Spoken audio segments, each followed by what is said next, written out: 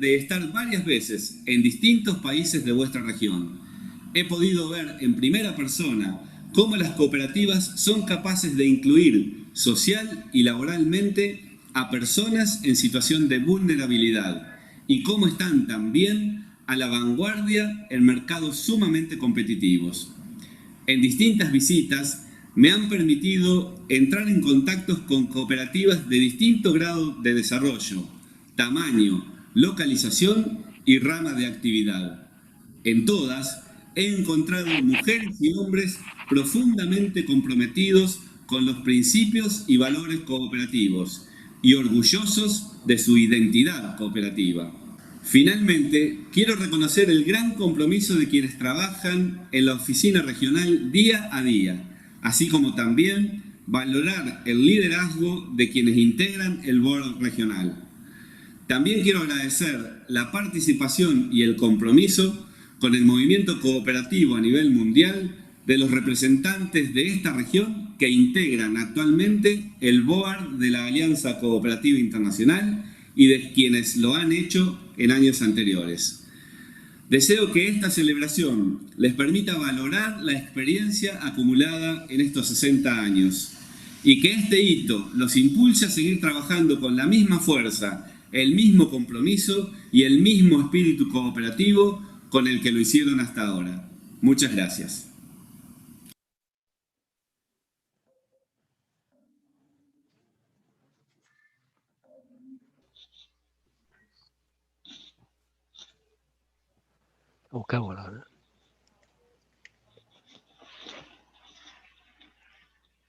Savitri, unmute yourself.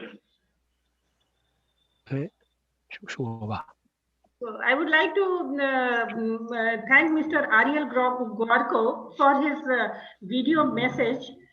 And now I would like to invite Mr. Lee Chun-shen, the President of ICA-AP, to deliver his presidential address.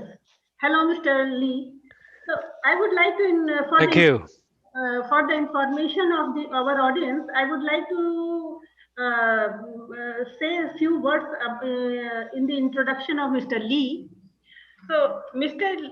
Lee has served on the ICA board as Vice President for ICA Asia Pacific since 2007. He is currently the Vice President of All China Federation of Supply and Marketing Cooperatives. During his long period of service, he worked with Helihe Farm in Heilongjiang Province, Forest Affairs Bureau, and the State Council of China, respectively, through which he gained rich experience on agricultural management and leadership capacity. During his tenure at All China Federation of Supply and Marketing Cooperatives, he held major posts at the Farm Input Bureau, the Department of International Cooperation, and the Vice President of All China Federation of Supply and Marketing Cooperatives. Mr. Lee. Thank you for your introduction for me. Thank you. Vice President Dr. Mr. Yadav, Regional Director Mr. Balu, Mr. Chow, fellow cooperators. Hello. Good afternoon to you all. Good afternoon. Good afternoon. At outset, please allow me to extend greeting ICA-AP and of my own to all present in this online event. Today, we gather here to celebrate 60th anniversary of ICA, Asia and Pacific, a prominent milestone for our organizations. It's good time we look back what we have done over the past and projected a better future of our shared cooperative communities. The idea of setting up a regional branch of ICA in the Asia-Pacific region was first conceived in the 1940s. With intent of wide coverage global cooperative movement from less developed country and introduction of cooperative model to boost social and economic development in the region. Since establishment in 1960, ICA-AP has evolved from 7 members In this early day, to the vibrant membership of 109 from 32 countries at the current stage, the largest among the 4 ICA regional offices. This couldn't have been achieved without steady support from ICA and the government in this region. But much is owed to its enduring practice of cooperative principles and values. Over the decades, ICA-AP has worked to unite, promote, and develop character and nature cooperatives through various activities. Taking SMC as example, over the year, SAAP and SMC jointly organize workshop, seminar, and other activities, which serves as bridge between the cooperators, experiences, and opportunities that could benefit a wide community. Despite our focus on the membership services, we also extend effort to bring the benefit of the cooperative model to the region through the collaboration with non-cooperative sectors. It's fair to say the organization itself is a fine example of cooperation. Standing at a new starting point, we know we would need cooperation more than ever. The outbreak COVID-19 possess a percentage threat among us. And I'm proud to say that ICA-AP and its membership have stood test together with other challenging colleagues from ICA with resilience, solidarity, and cooperation. It's clear that the challenges will become normal, with relevance of cooperative in the region greater than any time.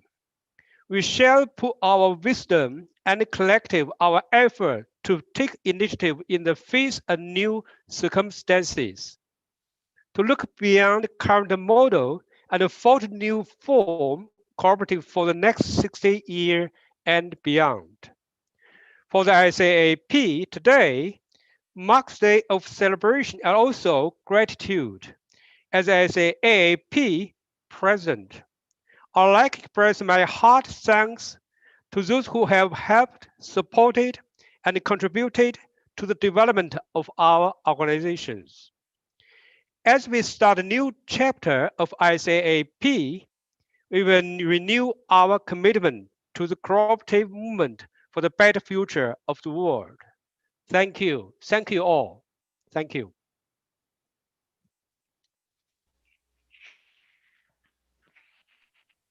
Thank you very much, Mr. Lee, for your encouraging and very informative presidential address.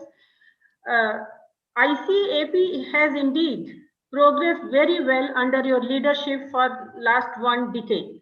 So thank you very much for all your support, your encouragement, and your involvement in the process of our journey in achieving success and serving our members in Asia and the Pacific region. Now I would like to invite Mr. Seung-Hee Lee, Chairman, National Agricultural Cooperative Federation of Korea, for delivering a special message. Mr. Seung-Hee Lee has been a lifelong cooperator. Hello, everyone. I am NACF Chairman Seung-Hee Lee. The ICA-AP's 60th anniversary is indeed a cause for great celebration. COVID-19 and many other challenges are giving us a hard time, but this celebration has been made possible thanks to President Lee, Vice Presidents Dr. Yadav, Ms. Arai, Director Aya, and many others. Earlier this year, I was approved into the ICA-AP board and as the ICAO president. And since then, this is the first time I have met you. So I find this opportunity very meaningful. Going forward, as an ICA-AP board member and as the ICAO president, in keeping with the ICA's vision, I'll be committed to promoting the interests of the socially vulnerable and cooperatives at large. I want to ask for your interest in and support for my work along the way. The ICA-AP was established in 1960 with 7 member organizations and has now grown to represent 109 member organizations from 32 countries, whose individual members total about 500 million, making ICA-AP an international organization most representative of Asia-Pacific. Over the past 60 years, through various support and joint initiatives, the ICA-AP has led the growth of cooperatives in the region. One of those beneficiaries is the NACF of Korea.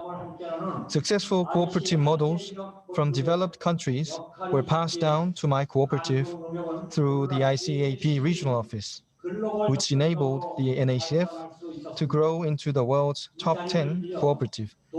I take this opportunity to deeply thank ICA-AP staff members, past and present. The NACF will be committed to sharing best practices with other co-ops in the region so that we can all grow as cooperatives. Representatives of the ICA-AP member organizations,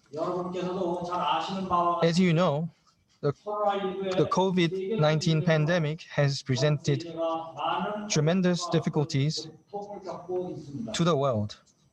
The coronavirus has not only claimed many lives, but also crippled the world economy. In these difficult times, the individual members of our co-ops are expecting us to play a bigger role in supporting them.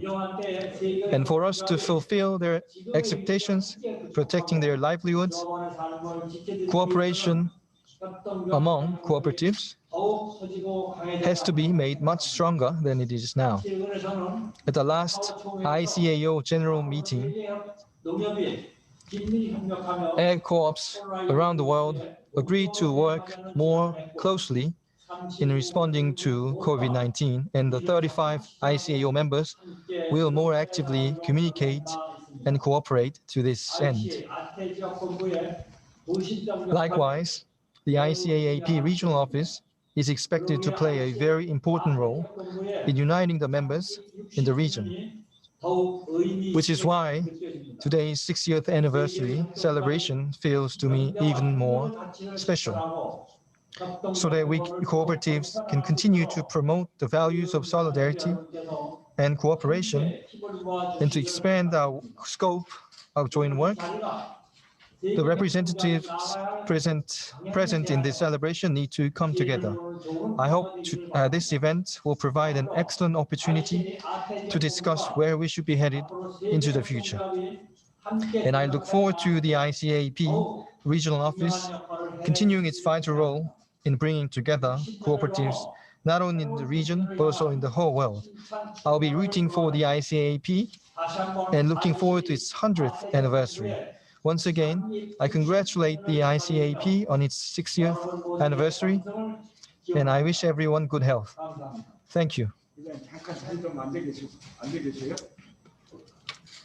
Thank you very much, Mr. Lee, for your encouraging words.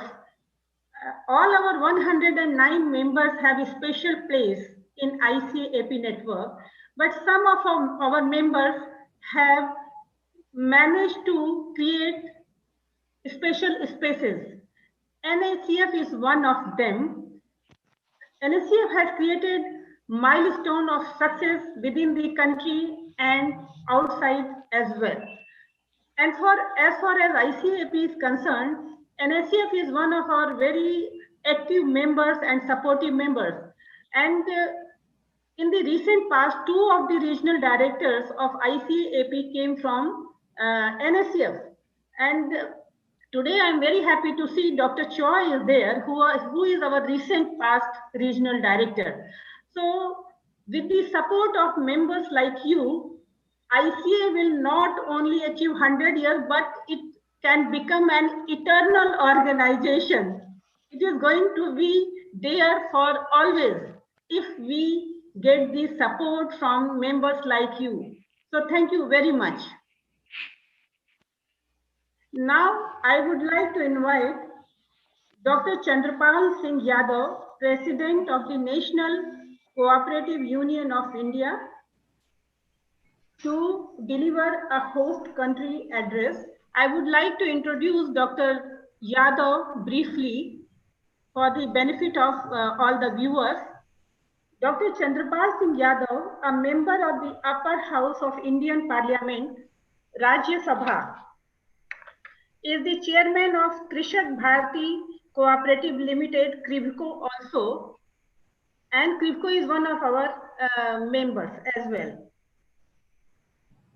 He is also the president of NCY, the apex institution of cooperative movement in India. I am repeating it. In addition, Dr. Yadav is presently the vice chairperson of International Cooperative Alliance, Asia and Pacific. He is also on the boards of, among other, the International Raiffeisen Union, Germany, National Cooperative Consumers Federation of India, NCCF, National Agricultural Cooperative Marketing Federation, NAFED, National Federation of Urban Cooperative Banks and Credit Societies, NAFCA, National Federation of State Cooperative Banks, and Dr. Yadav holds a MSc, B.Ed, LLB and PhD degree. We are very happy to have Dr. Yadav today as representative of the host country, the very organization which has supported in establishing ICA in Asia Pacific region. Dr. Yadav, please.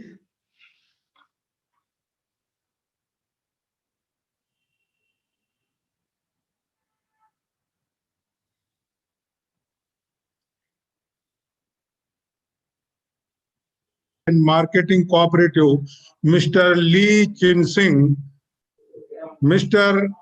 Lee, Chairman NACF Korea, my dear Mr.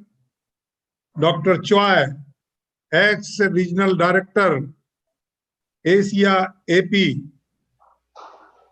and distinguished regional board members of the ICA-AP, chairperson and representative of the all ICA-AP members organization, Mr. Balu Iyer, Regional Director, ICA-AP, ladies and gentlemen, on behalf of Indian Cooperative Movement as well as on behalf of National Cooperative Union of India and my personal behalf, I extend heartily congratulations to all members of ICA in the Asia Pacific region, the regional director and all officials on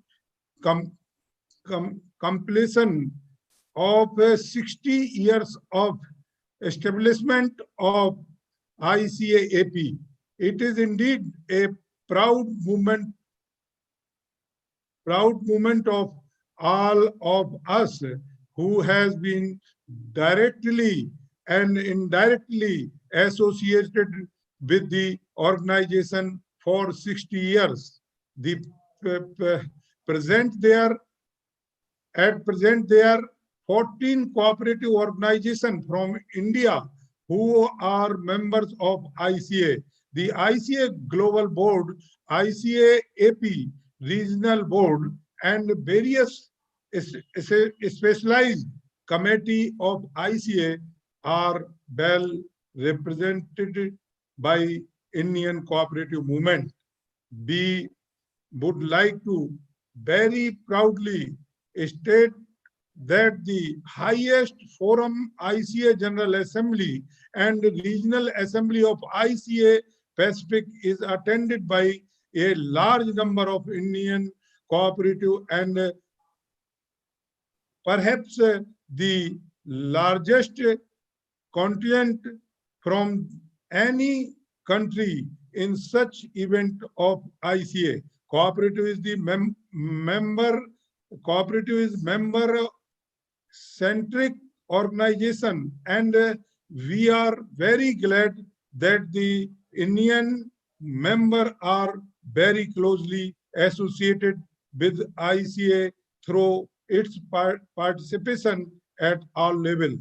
NCI and other members of ICA is India has been hosting various ICA events from time to time. That includes ICA Central Committee meeting, ICA-AP regional assemblies, and International Day of Cooperative. Every year, thematic and sectoral committee meetings, training programs, workshops, and seminars. The Regional Assembly of ICA-AP during November 2016, hosted by NCI, is New Delhi in a milestone of ICA-AP history, as it was the first time when the electronic voting system was introduced for the election of ICA-AP Regional Board. We are very happy to provide the service of NCI officer for ICA-AP office in New Delhi for a very long period. The global crisis due to corona outbreak has brought about major socio-economic change in the world. The world of post-COVID is not going to be like the past. It was be very different, and the technology will have an important role to play in year ahead. At the beginning of 2020, we had not imagined that the nature of event of ICA will be changed from physical mode to virtual mode. The working reality was being changed to virtual reality due to fundamental changes in the societies and lifestyle of the people. An alternate development model is the need of the hour. The future seems to belong the social, business, and cooperative easily fit to this model of development. My dear cooperators and friends, on the 16th anniversary celebration of ICA-AP, I would like to urge all the representatives to the Asia Pacific region to pursue with their national government to prepare a national policy for cooperatives, emphasizing on implementation of SDGs, role of women in decision making at all levels of cooperatives, encourage participation of youth and their engagement in cooperative model of development. I wish ICA head office and all regional officers to guide and support the members of impress upon the national government in the endeavor. Once again, Congratulations to ICA-AP and all its members on completion of glorious 60 years of togetherness. The contribution of ICA-AP toward the development of cooperative in the region is invaluable. The Indian cooperative movement looks forward to working closely with ICA-AP to take the cooperative movement is the reason to greater highest. Thank you. Namaskar. Jai Sarkar. Thank you very much, sir. Dr. Yadav, thank you very much for your thought-provoking address and encouragement. And we look forward to your continuous support, as NCUI is representing the largest cooperative movement in the world with 400 million individual cooperative members. And NCUI has been our partner since the very beginning in 1960. So we look forward to have valuable collaboration and support from the National Cooperative Movement of India. Thank you very much. Our Director General will be joining us in our next session. And with this, we would like to close the opening segment of this celebration. And I would like to thank all the distinguished guests at the opening session, including our regional director and all the participants who are watching this celebration and being the part from all over Asia and the Pacific and from global countries also. And now I hand over the floor to my co-host, my colleague, Ms. Simran Singh. Thank you very much, Mrs. Singh. Greetings, everyone. Also, wish you a very happy Diwali to friends and colleagues in India and elsewhere who celebrate Diwali. In the morning, before starting our event today, we played a short video which also showed glimpses from our past. So in our next session, we will be hearing more about our past. And for this session, I would like to invite Mr. Mohit Dave, who is the program manager of the ICA-EU partnership project. Mohit, I request you to please turn on your mic and camera, and the floor is yours. Thank you so much, Simran, and all our friends, colleagues, members, and well-wishers of the ICA-AP. It's a real honor and pleasure to be a part of this event today, and indeed join the discussions and the very engaging celebration that we all are coming together for. Yes, indeed, for the next half an hour or so, we will be part of a panel discussion which talks about voices from the past.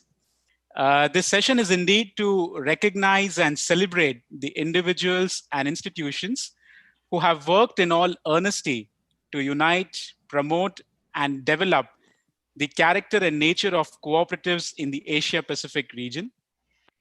ICA-AP, from its early days, has forged partnerships with governments, civil society organizations, and of course, international development agencies. Let us start calling upon one of the long-standing friends and colleagues of the ICA-AP movement. Dr. Robbie Toulouse here amongst us is also having one of the long-standing relationships with the ICA-AP. He will be, over the next few minutes, sharing some of the key highlights of his relationship, where he was a senior policy advisor for the ICA-AP from the 1993 to 1996. And of course, a regional director for a good period of 6 years from 1996 to 2002. I request Dr. Robbie Toulouse to please open your camera and microphone and share your message with all of us here. And again, thank you so much for being with us at such an odd hour for the benefit of all our audiences. Dr. Robbie Toulouse is joining us from Ottawa in Canada. It is past midnight. It's 1 a.m. in Ottawa right now. So we really thank you, Dr. Toulouse, for your kind commitment to this very important celebration that we are here for. Over to you, Dr. Toulouse.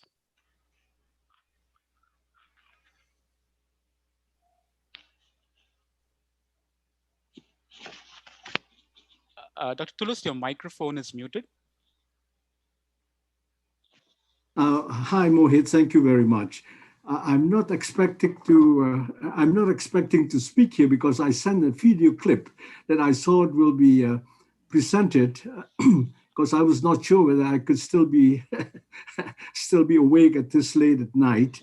So that being the case, I would just like to share my if I can just speak quickly.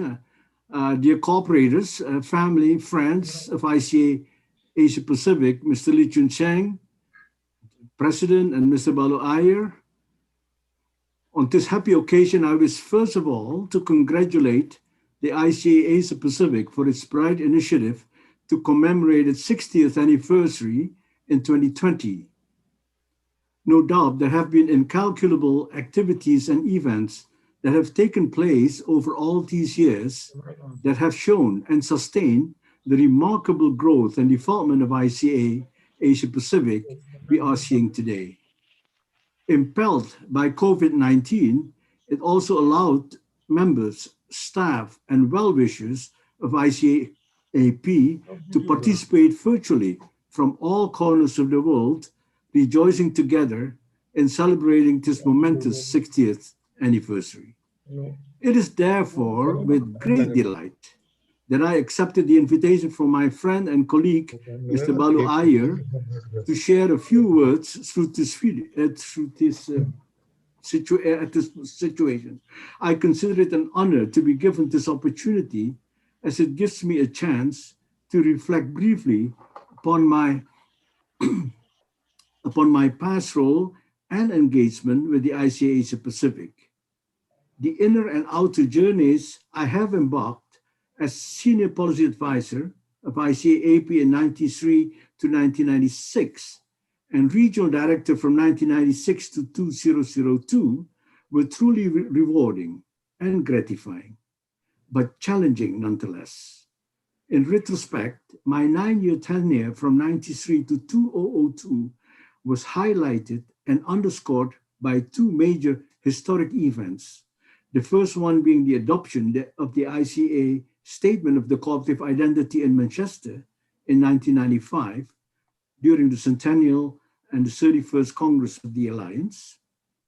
And secondly, the surge of the financial and economic crisis of Asia between 1997 to the year 2000, which events dominated and governed the search for appropriate development policies in the region and addressing internal as well as external regulatory issues at that time. Other highlights are, first, we held a major regional conference in Jaipur in April 1997 to establish a roadmap on the implementation of the Cooperative Identity Statement in the development programs and strategies of all 64 member countries at that time. The roadmap was discussed at the Asia Pacific Cooperative Ministers Conference held in Chiang Mai 5 months later and reviewed during the next conference in Beijing in 1999. Secondly, we opened a business office in Singapore to respond to the needs of members in East and Southeast Asia to facilitate more ease of business interactions among them. And thirdly, we also initiated the very first Regional Cooperative Forum as a prelude to the Regional Assembly in the year 2000, where Vice President Megawati Soekarno-Putri from Indonesia was keynote speaker, marking the 40th anniversary of ICA Asia Pacific. These forums continued to be practiced until now.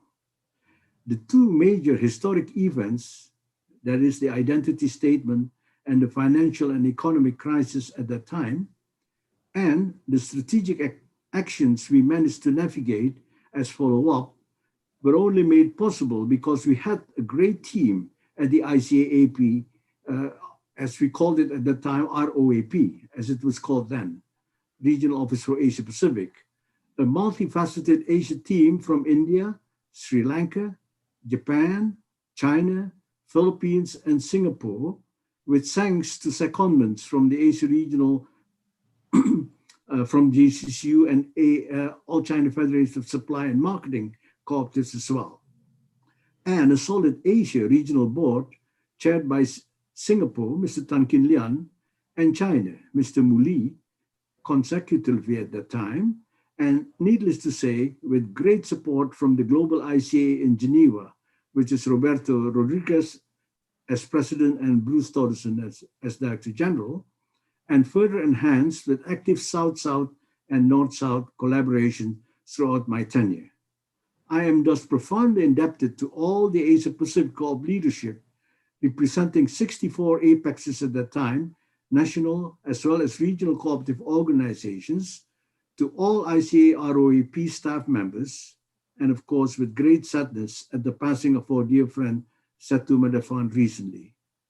I also owe my gratitude to the board of Bono Trust, who through its painful decision has to sell the historic Bono House with the decision, with the anticipation that the smaller but by no means a less significant one be reestablished to overcome the financial hardship faced by ICA globally and regionally at that time. I would be remiss if I failed to mention the fine collaborative efforts gained in partnership with so many great partner organizations, such as ILO, UNSCAP, CCA, Swedish Cooperative Center, the Chardin, ICFTU, and to name just a few. Last but not least, I hope you all will agree with me that the train of thought, the sequence of events, and indeed the trajectory of ICA ROAP and AP, as it is called now, took during my tenure and also by my predecessors, as well as successors. And I can see here that Dr. Chow is here, and also Mr. Balu Iyer, of course, have certainly not been off the track if one considers the progress made and sustaining efforts undertaken by ICA Asia Pacific in its 60th anniversary today. I wish the board of ICA AP under Mr. Lee Chun Sheng as chair and Mr. Balu Iyer as regional director a more triumphant future in bringing this precious institution into greater heights. I thank you all once again for listening and for joining me in congratulating ICA AP in celebrating this 60th anniversary. Thank you very much. Thank you. Thank you so much, Dr. Toulouse. That's indeed an incredible memoir of your time here at the ICA AP, and of course, your support and cooperation with the ICA AP also continues till date. We have been engaging on several fronts under advising on policy and legal analysis, and also sharing your expertise with us as and when it is required. So thank you again for being available and sharing your thoughts about the time that you spent here in ICA AP. We also now have the pleasure of having amongst us the successor to Dr. Toulouse. We have Dr. Chan Ho Choi, the Regional Director of ICA AP from 2010 to 2014. In fact, Dr. Choi had also led the publication of the document, which gives a brief account of the role played by the ICA in this region for the first 50 years, what came across as a 50-year book of the ICA AP. And it also draws comparisons and analysis on how strengthening relationship among the movements and having a deeper understanding of the principles of cooperation was amongst the top priorities of the ICA-AP during the first 50 years. May I then please call upon Dr. Choi, if you can share with us your thoughts and some of the highlights from the time that you remember with the ICA-AP. Dr. Thank Choi. you, Mr. Mohit. Hello, everyone. Very, very nice to see you through this internet online talking screens. In fact, we don't need to air ticket today, and it's very lively. It is very nice to talk lively without any very minimum access of the budget. This is Channel Choi, former regional director of ICA-AP since 2010. 5 and 3 months. Hello, Ms. Savitri. Nice to meet you too. Mr. Lee Chun-seng, dear Dr. Chandra Pal Singh, my Vice President, and Mr. Balu, and ICA staff members. Thank you very much for giving me this great opportunity to greet you for some time. I'm currently living in the rural village about 70 kilometers south of Seoul and enjoying the country life. Not a farmer, but a resident in rural villages. My occasional job as a international consultant in the cooperative development. My job is now discontinued because of struggle of COVID virus pandemic this year. Anyhow, I enjoyed the most of times. Today, 60th anniversary event is very meaningful to me because when I arrived in New Delhi, January 2010, I realized that that year is 50 years anniversary. So I encourage people to publish 50 years collaboration, Cooperative Alliance ICA-AP. I was realized that our movement, regional movement, was significant. Today, I also have many things to talk and especially want to wish to thanks to all of you and even all cooperative members, because without your support and active participation, my job was very difficult. Maybe. Therefore, I rather participate in the talk without talking much about my jobs have done, but at least I should thank host organizations and their leadership in hosting 9th Regional Assembly in Beijing 2010, hosted by All China Federation of Supply and Marketing Cooperatives, and 10th Regional Assembly in Kobe, Japan, in 2012 by joint movement including JA Genchu and JCCU, despite the several earthquakes and tsunami in March. And the 19th Pacific Cooperative Ministers Conference held in Bangkok, Thailand, hosted by Cooperative Thailand government and Cooperative League of Thailand. And lastly, first Asia Pacific Cooperative Registrars Conference in Kuala Lumpur, Malaysia, in December 2013 by Angkasa and Malaysian government.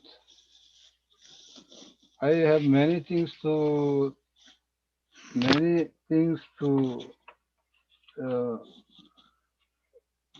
thanks, express my gratitude, but maybe individually or personally, I should have the time. Next year, fortunately, ICA scheduled to hold the 32nd Congress in Seoul, and next year, December. It will be historical, and also personally, I'll be very pleasure to participate. So I will we hope that this important Congress will have a successful outcomes and as aim a meaningful and safe cooperative events around the world with the active participation of members. So I hope I can see you in Seoul next year. So I want to join some of the free talks of other participants. Thank you. Thank you. So I'll take over my speaker to Mr. Mohit. Yes, sure. Thank you so much, Dr. Choi. It's a great pleasure again to see you and speak to you here for the first time for some of the staff who hadn't had an opportunity to meet you before. Thank you so much for your time and for sharing your experiences in this brief period that we are meeting today. May I then quickly move to the next speaker for this panel on Voices from the Past. And again, just to remind our audience here, the role of the government of Japan and its cooperative movement, including organizations and members like Jazenchu and JCCU specifically, have been sponsoring and supporting several training programs for managers and women leaders of cooperatives. Yeah, The JCCU, indeed, the JCCU has also been one of the first members of the ICA in the region, and it has supported branch offices in Singapore and Malaysia with staff secondments as well. Yeah, sure. We have the pleasure of having amongst us Mr. Amano Haruyashi, the manager of the International Relations Department at the Japanese Consumers Cooperative Union. May I request you, Mr. Amano, to please share some of your thoughts and insights on this special occasion. Hello, Mr. Amano. Okay, thank you. Thank you for your invitation today, Mr. Baru Ayer and Mr. Lee Chun-sen, President of ICA-AP, Dr. Chandra Pal Singh Yadav, President of NCUI and Vice President of ICA-AP, Mr. Sung Hee Lee, Chairman of NACF Korea, and all fellow cooperators. It's my great honor and pleasure to be here with all of you on this historical occasion. First of all, on behalf of the Japanese Consumers Cooperative Union, I'd like to extend my heartfelt congratulations to ICA Asia Pacific for the 60th anniversary and the great achievements in bringing cooperatives to the forefront of the social and economic development in our region. Let me introduce a bit about JCCU's association with ICA Asia Pacific. JCCU has had a continuous working relationship with ICA regional office since the opening of the ICA Regional Office and Education Center in 1960. You may be surprised to know that the JCCU staff who attended the opening ceremony and the seminar at the regional office in 1960 is still very active, and that he, at nearly 90 years old, is giving lectures to cooperators in Japan on the significance of the cooperation among cooperatives.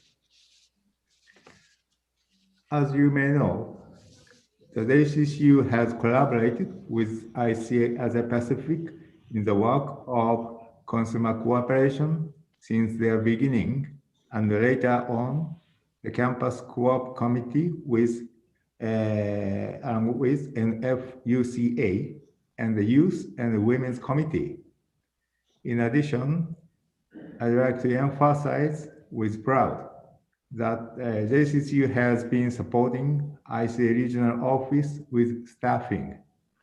Over the past quarter century, these staff members have contributed to the promotion of ICA's activities, including the creation of the Asia Pacific Youth Committee, current ICYC, and Women's Committee. Until the 1990s, the Asia Pacific Secretariat had staff from several countries, so hopefully we'd like to see more member organizations send their staff to New Delhi office and MBO to support ICA. Since its inception, Asia Pacific Regional Office has lived up to the expectations of all members and encouraged the development of each cooperative sector. In recent years, Regional Office has been planning and working with members on a range of issues common to all cooperatives, such as gender, youth, circular economy, and decent work, which we highly appreciate. And we hope that ICA Asia Pacific will continue and expand this effort. At the turn of the century, many countries in Asia Pacific have embarked on a trajectory of economic growth and are leading the world economy. Many cooperatives have also grown up in that trend. It's very gratifying to see our region becoming more prosperous. This trend will not change in the post-COVID-19 world. However, in the midst of economic growth, cooperatives should remain prudent. This is because in a number of countries, there was a time when cooperatives were overshadowed by the rapid growth of capitalist economy. Therefore, we should all continue to innovate and refine our business and also advocate the value of cooperative movement. And we look forward to the ICA Asia Pacific continuing to back the efforts and progress of members. Lastly, taking this opportunity, I'd like to express my heartiest gratitude to the regional directors and all the regional office staff officers of present and past. Once again, congratulations to ICA Asia Pacific and all the members. Thank you for your attention. Thank you so much, Mr. Ramano. Indeed, your call for reimagining and redefining the cooperative enterprise in the next century and the next period that we are now getting into is extremely well appreciated. And we definitely, here in the regional office, we will definitely look forward to continuing to engage with JCCU and the Japanese cooperative movement on these initiatives. May I then now take this opportunity to move on to the next speaker, who is also one of the longest serving officers in the ICA-AP. I take this opportunity to invite Mr. A.H. Ganesan, who last served as a program officer in 1999 over his long-standing engagement with the ICA-AP over 39 years. I'm sure we will have great insights from your own experience with the ICA-AP and the decades that you have spent here in the formative years. So I look forward to your experiences, Mr. Ganesan. The floor is yours. Thank you, Mr. Dave.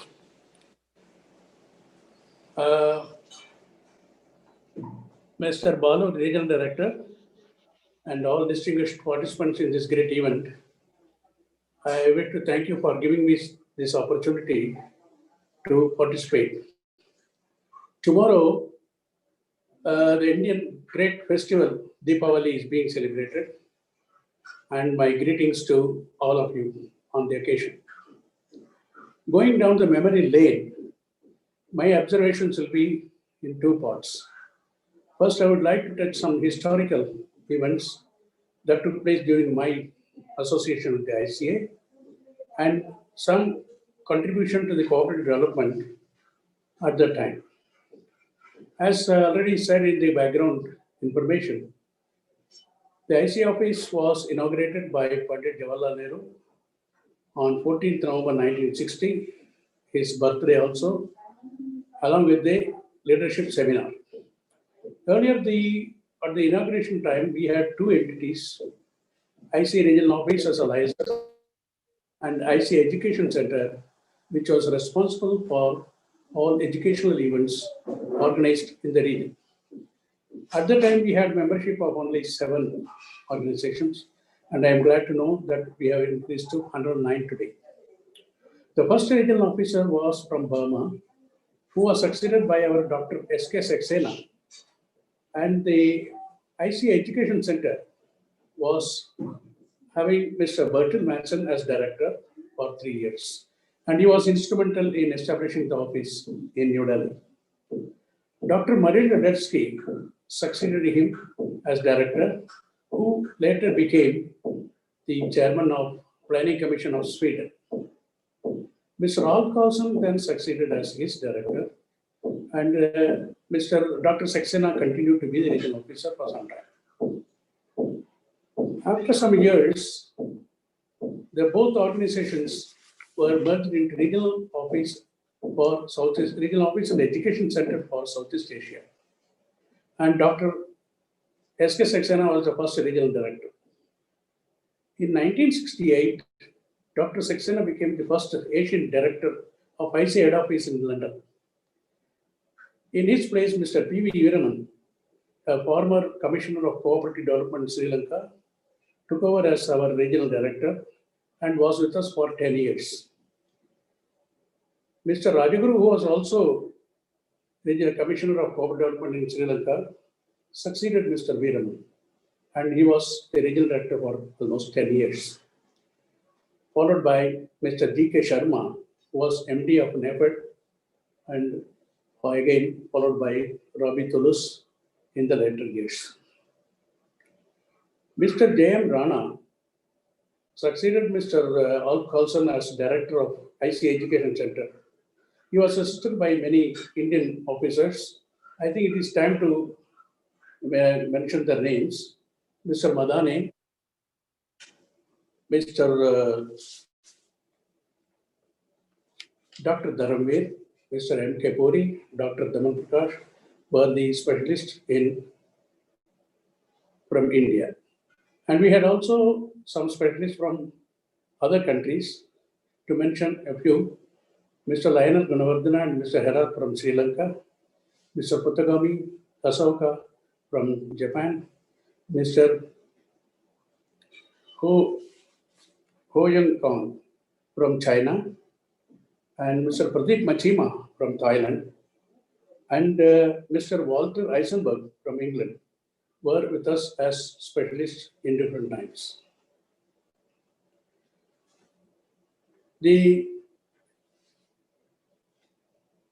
ICA Regional Council, Advisory Council, which was a policy-making body with membership from all the countries, was initially chaired by eminent Indian personalities like Mrs. Indira Gandhi, former Prime Minister, Professor Corway, Dr. Godgil, both are Vice Chairman of Indian Planning Commission, and Mr. Venkatapaya was member of the Planning Commission.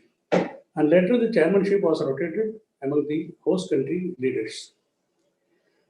It also functioned as honorary board of directors of IDACA.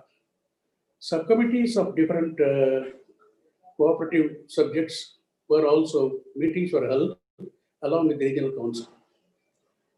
Cooperative ministers conferences and Asian top level cooperative leaders conferences were held once in 3 years.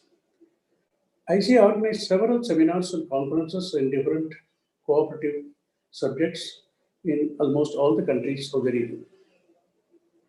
The ICA office building in New Delhi was named Bono House in honor of Dr. Maurice Bono, who was president of the ICA for many years.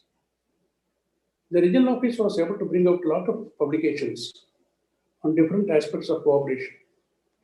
As publication officer then, I looked after the production aspects of the publications.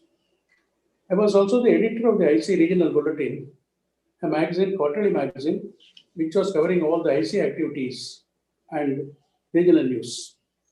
I would like to mention one important publication, that is Indian Cooperative Laws vis-a-vis Cooperative Principles, researched and authored by Mr. Veeraman, Dr. R.C. Dwivedi, who was then the CEO of NCOI, and Professor Seshadri from Osmania University, Hyderabad. And that book was an acclaimed and important publication of the regional office. We had a library of about 3,000 titles on cooperation and allied subjects. And a bibliography of cooperative literature was brought out by the librarian and documentation officer, Mr. Pandey, for use of training institutions. In the mid-80s, ICA head office and SCC planned to reduce the staff strength from 13 to 15 posts were declared redundant. As president of the ICA Staff Council, I negotiated a settlement satisfactory to both management and staff. Second redundancy took place after 3 years, and many of us in the middle level also lost our permanent status. At the time, the ICA training course for strengthening management of agricultural cooperatives in collaboration with the CAC in IDACA at the government of Japan was organized and started functioning. Mr. M.V. Madane was the first project director for 7 years, and then Dr. Daman Prakash followed him as project director. After a gap of a few months, I was able to join the ICA again and worked as program officer in this course for 9 years. ICA gave me an opportunity to work with different nationalities and visits many countries in Asia and Europe and India. I joined the ICA at the age of 21, and at 79 now, I still have very fond memories of our working with ICA. I was lucky to attend the Silver Jubilee celebrations of the ICA, Golden Jubilee celebrations of the ICA, and thanks to Mr. Balu, our regional director, the 60th anniversary also. I wish the ICA RNC all the success in celebrating its Diamond Jubilee and also the centenary in the coming years. Thank you very much. Thank you indeed, Mr. Ganesan. It was a real pleasure to learn from you about the rich history of the ICA-AP and the staff and how it has progressed over all these decades. And of course, glad that you have been able to, right from the Silver Jubilee to the Golden Jubilee and today to the Diamond Jubilee of the ICA-AP, you have been one of our staunch supporters, and it's indeed our pleasure that you were able to join us today as well. Thank you so much indeed for that. With that, maybe we can now look at some of the international agencies and our development partners who have been with us over all these years. I take this opportunity to remind our audiences about the collaboration and cooperation between the International Labour Organization and the ICA-AP Regional Office, which goes back a long way and has taken many different forms. A range of issues, including cooperative policy, youth employment and entrepreneurship, worker cooperatives, platform cooperatives, and in fact, women's economic empowerment through cooperatives has been one of the basis of the many engagements that the ILO Cooperatives Unit and the ICA-AP Regional Office have had. There were a number of development cooperation projects, indeed, where ILO and ICA-AP have joined forces. And we have the pleasure of having a video message from Ms. Simel Esim, a manager at the ILO Cooperatives Unit in Geneva, who had kindly sent us her experiences with the ICA-AP office and of course shares a message in solidarity with the cooperative movement. May I request my colleagues to please play her video and we can all listen to what the ILO has to say about the regional office and our engagement. Greetings from the International Labour Organization and its Cooperatives Unit, where we are celebrating our 100th anniversary this year. We are honored to contribute to the International Cooperative Alliance's 60th anniversary in its existence in the Asia and Pacific region. This is one of the most diverse regions in the world, ethnically, culturally, religiously, and economically. It includes more than 4.5 billion of world's population across 53 countries and territories that include some of the wealthiest countries on earth, as well as 2/3 of the world's poor. Collaboration between the ILO and the ICA Asia Pacific Regional Office go back a long way and took on many different forms. ILO specialists and trainers supported the strengthening of national cooperative movements and government development organizations for cooperatives. There were a number of development cooperation projects where the ILO and the ICA Asia Pacific region joined forces. I will only highlight a few here, one per decade in the interest of time. In the context of its co-op trade project in Asia, ILO worked closely with Asia Pacific Office of the ICA in the late 1970s in promoting trade between cooperatives within Asia and across the world. And this topic of cooperative to co-op trade is still very much on the agenda for Asia Pacific region, but also ICA and its Africa region. In the early 1980s, ILO's MATCOM, Methods and Techniques of Cooperative Management training packages, were adapted for cooperative staff across Asia. In the 1990s, ICA, FAO, and the ILO established a network for the development of agricultural cooperatives in the region. In the late 1990s and early 2000s, ILO Co-op and ICA Asia Pacific worked together in developing a leadership training manual for women leaders of cooperatives, which has seen revisions and still relevant to this day. In the 2000s, ILO's interregional program to support self-reliance of indigenous and tribal communities through cooperatives and other self-help organizations, INDISCO project, worked in Southeast Asia region in collaboration with ICA members.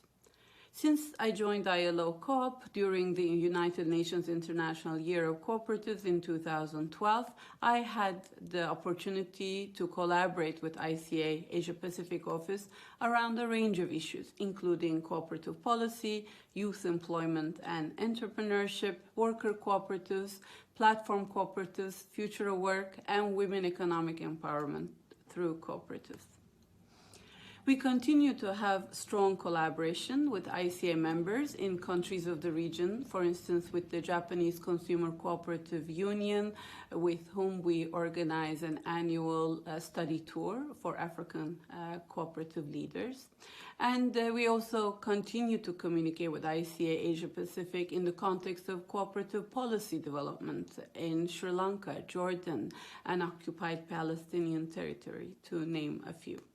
In recent years, we've jointly organized events, for instance, the International Conference on Cooperatives in the Changing World of Work in Kerala in 2018, and on Women Cooperative Development in collaboration with Seva Cooperative Federation in Gujarat in 2019.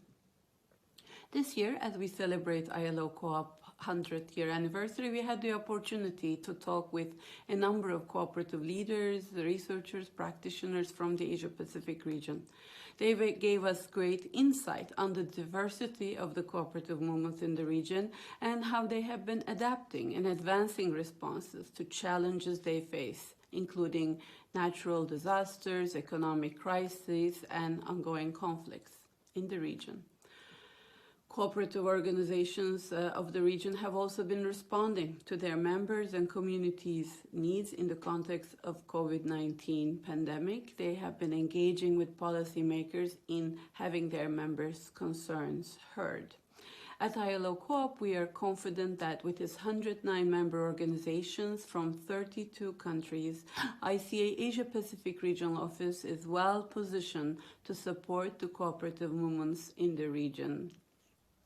The world needs innovative solutions to improve employment opportunities and working conditions, and there are growing calls for non-traditional business models. While cooperatives have a rich tradition, their values and principles have enabled them to continually adapt and innovate, and we see this in the region. A new generation of cooperatives are emerging and leading the transition to community-owned renewable energy, developing and democratizing new technologies, and repairing damaged ecosystems. They offer a model for living, growing, and thriving together in harmony with our planet. Congratulations to ICA Asia Pacific Regional Office for their 60th anniversary, and we invite you to join us next Monday and Tuesday on November 16 and 17 for the ILO Co-op 100-year celebrations through a 2-day symposium on cooperating for social justice and decent work. Thank you. Thank you so much, also Ms. Simel Esim, for the kind message and the solidarity that we share between the ICA and the ILO.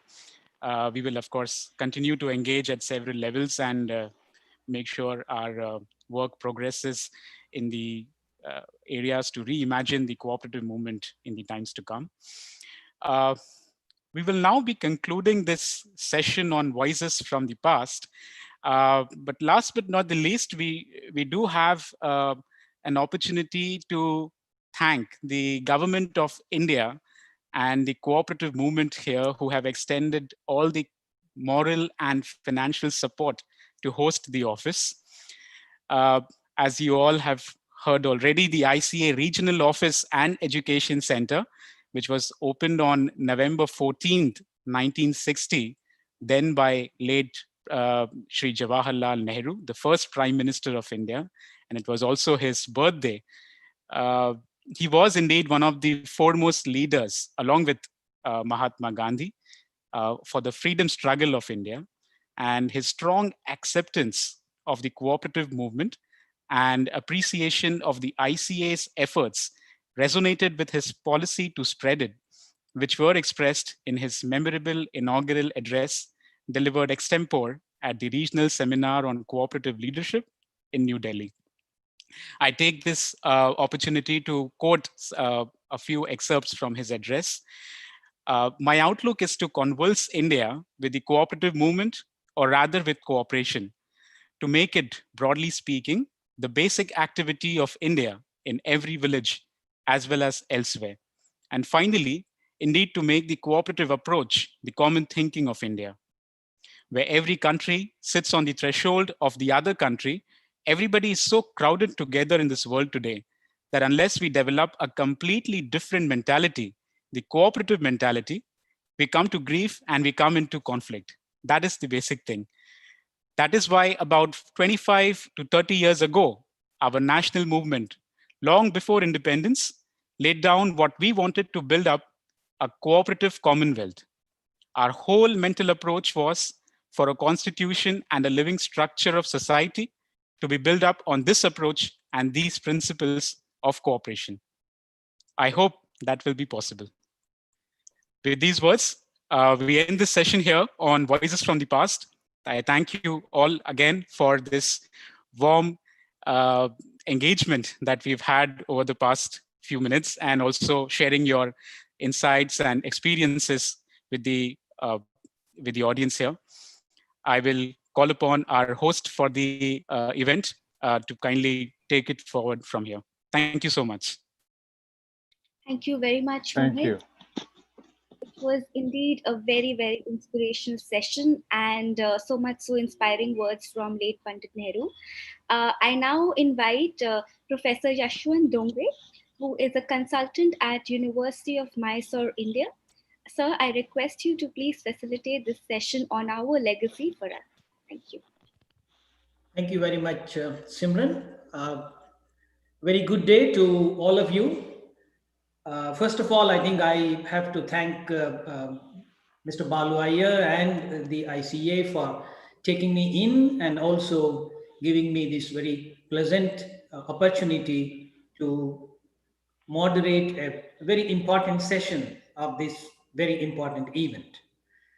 I've neither been part of ICA-AP in terms of its office structure, nor represent any cooperative. But as a teacher, researcher, trainer, and consultant, I think I'm associated with ICA-AP for the last 3 decades. From the days of Mr. Sharma to Robbie Toulouse to Choi to Balu Iyer. And that also probably gives me both a chance and an objective platform to trace the legacy of ICA-AP. I see that ICA-AP has a very strong, very vibrant footprint in terms of its legacy.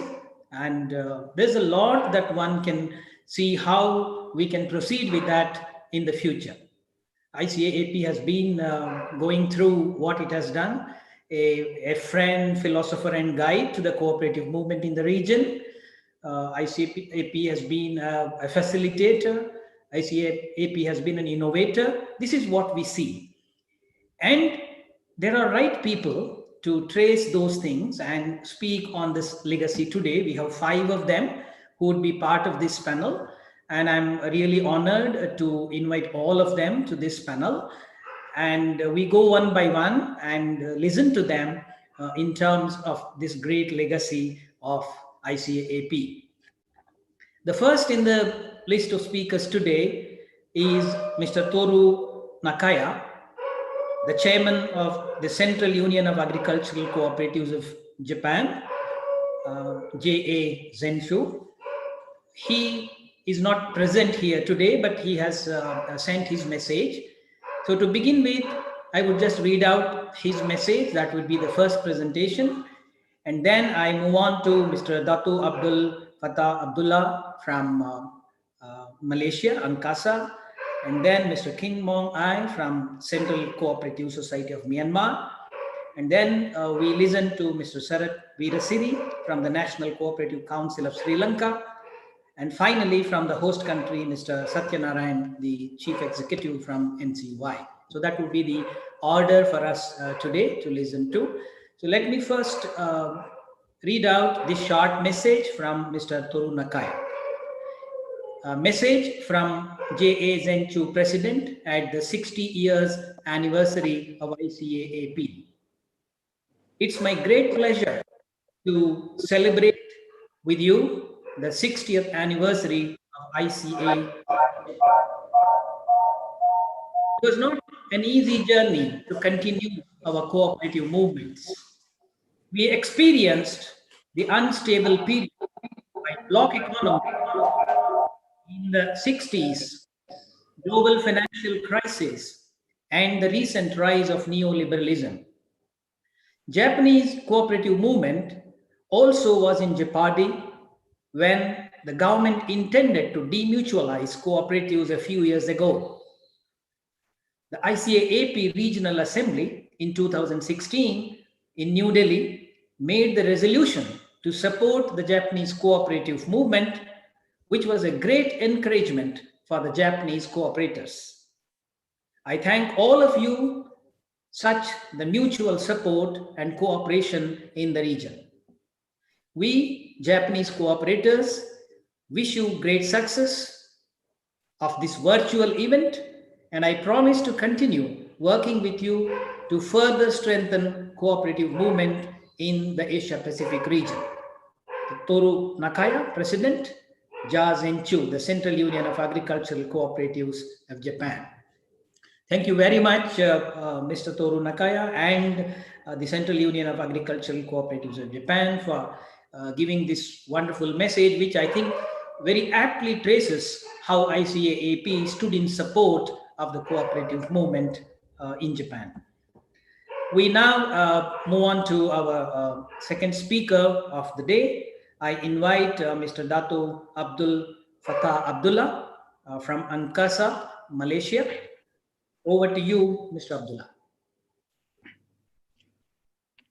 Bismillahirrahmanirrahim. Assalamualaikum warahmatullahi wabarakatuh, and good evening, Mr. Speaker, Mr. Balu, Mr. Lee Sun Cheng, Mr. Sang Lee, and Dr. Chandra Rapa,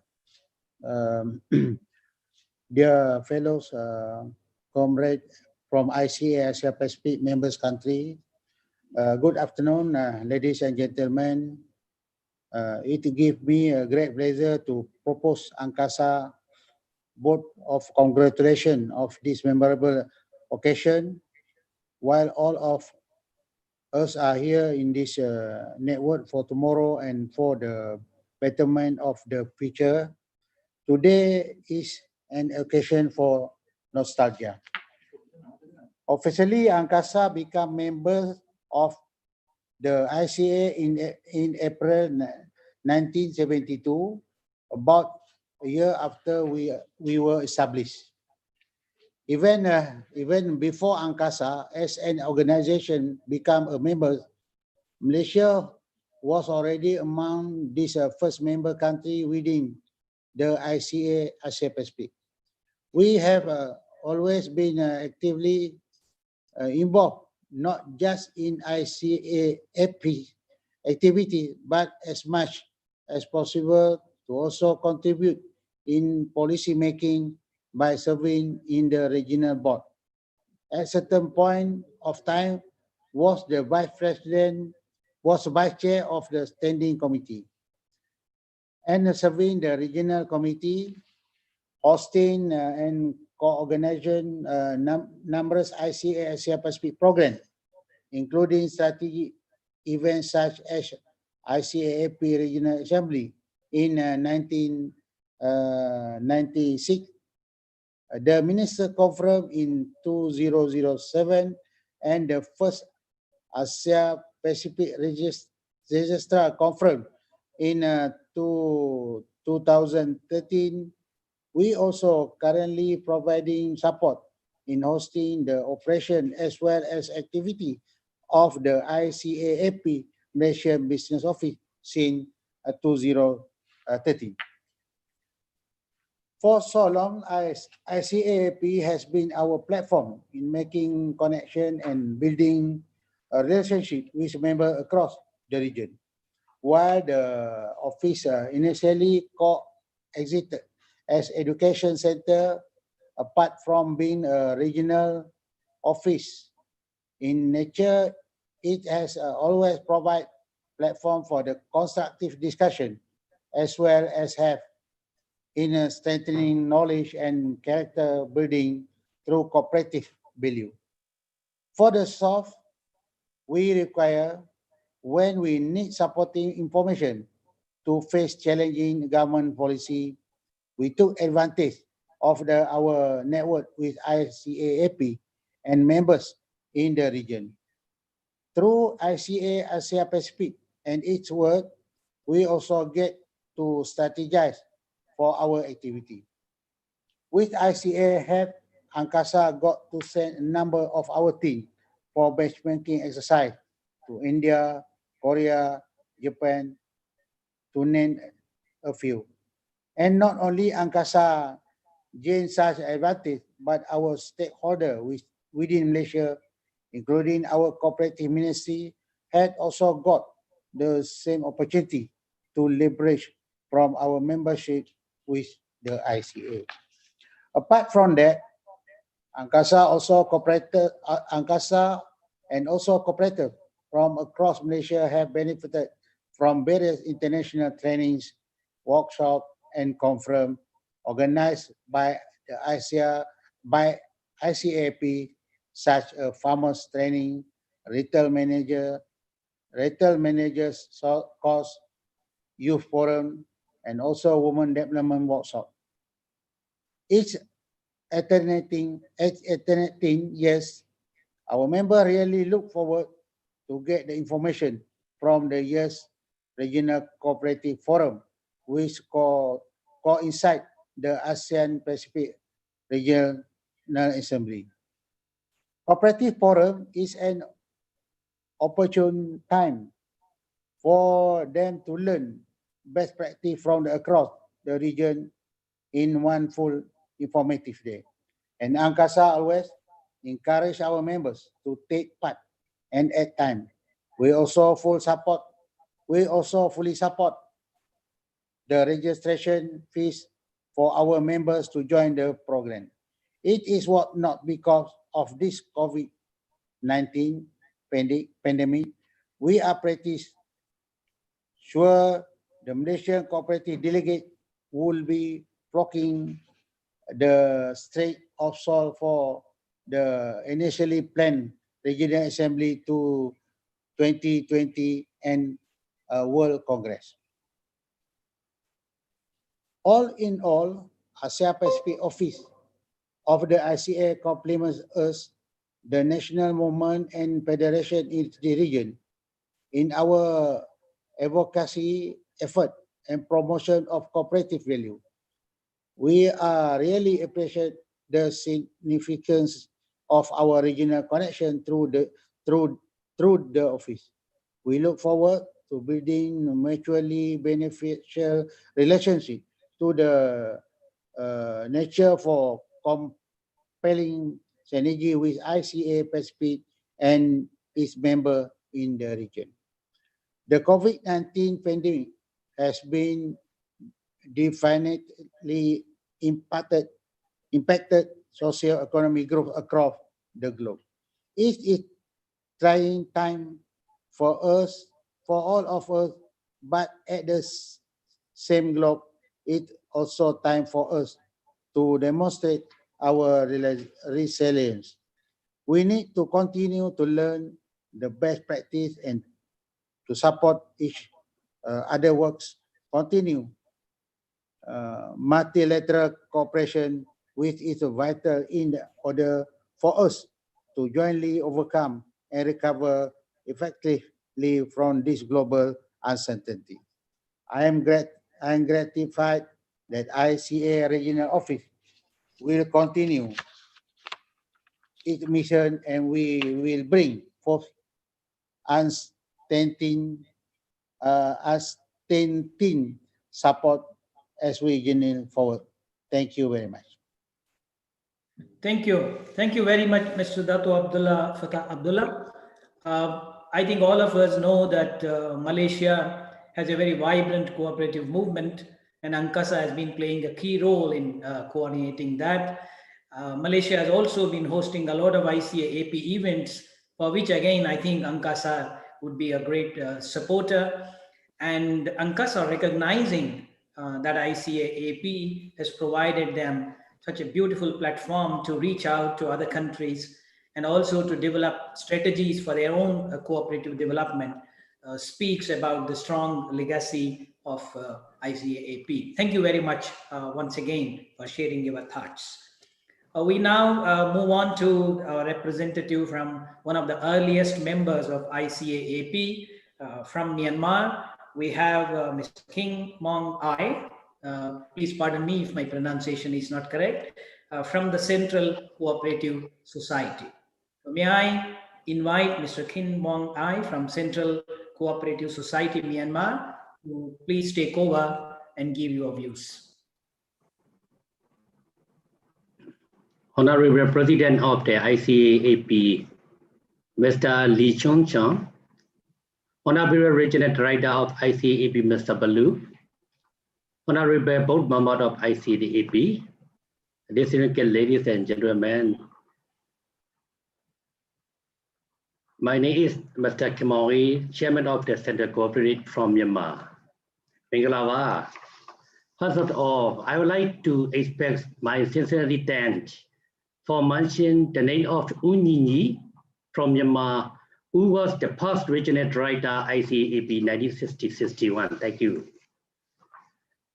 Let me at the very outset congratulate the ICA Asia Pacific all members and all the members of ICA from Asia Pacific region on the historic occasion of 60th anniversary of the formation of ICA-AP, the biggest region of the ICA in the world. Central Cooperative Society became member of the ICA of September 7, 1993, and since then has actively participated in most of the international events organized by ICA. On behalf of the Myanmar Cooperative Movement, I would like to echo the support of ICA Asia Pacific in the development of cooperative in Myanmar. Various programs and events of ICA Asia Pacific have given great exposure to managers and leaders of Myanmar cooperatives. I must personally thank the cooperative leadership from China, India, Japan, Korea, Malaysia, Singapore, and Thailand in mobilizing this special support. Myanmar Cooperative Movement started 150 years ago after the enactment of Cooperative Law of Myanmar in 1904. Today, there are around 40,000 cooperatives in Myanmar, servicing the interest of farmers, fishermen, workers, government employees, artisans, and small business owners. Central Cooperative Society, the apex body of cooperative, was established in 8 January 1975, and later restructured on 29 March 2002 according with 1992 Cooperative Society Law of the Republic of the Union of Myanmar. Myanmar Cooperative Movement is composed of 39,751 societies that include 1 apex organization called the Central Cooperative Society, 22 Union of the Cooperative Federation, 450 Township Cooperative Federation, 39,275 primary cooperative society, servicing the interests of over 4.2 million individual members. CCS, in collaboration with international organizations such as DGRP, Argentina, CCA, and ACCU, has been implementing cooperative development and education projects in Myanmar. CCS was also instrumental in mobilizing the support of the Ministry of Cooperative in the establishment of 3 universities of cooperative, 2 cooperative colleges, 4 cooperative training schools, and 4 cooperative vocational schools in Myanmar. As all know, the whole world is the grips of COVID-19 pandemic, and Myanmar is no exception to that.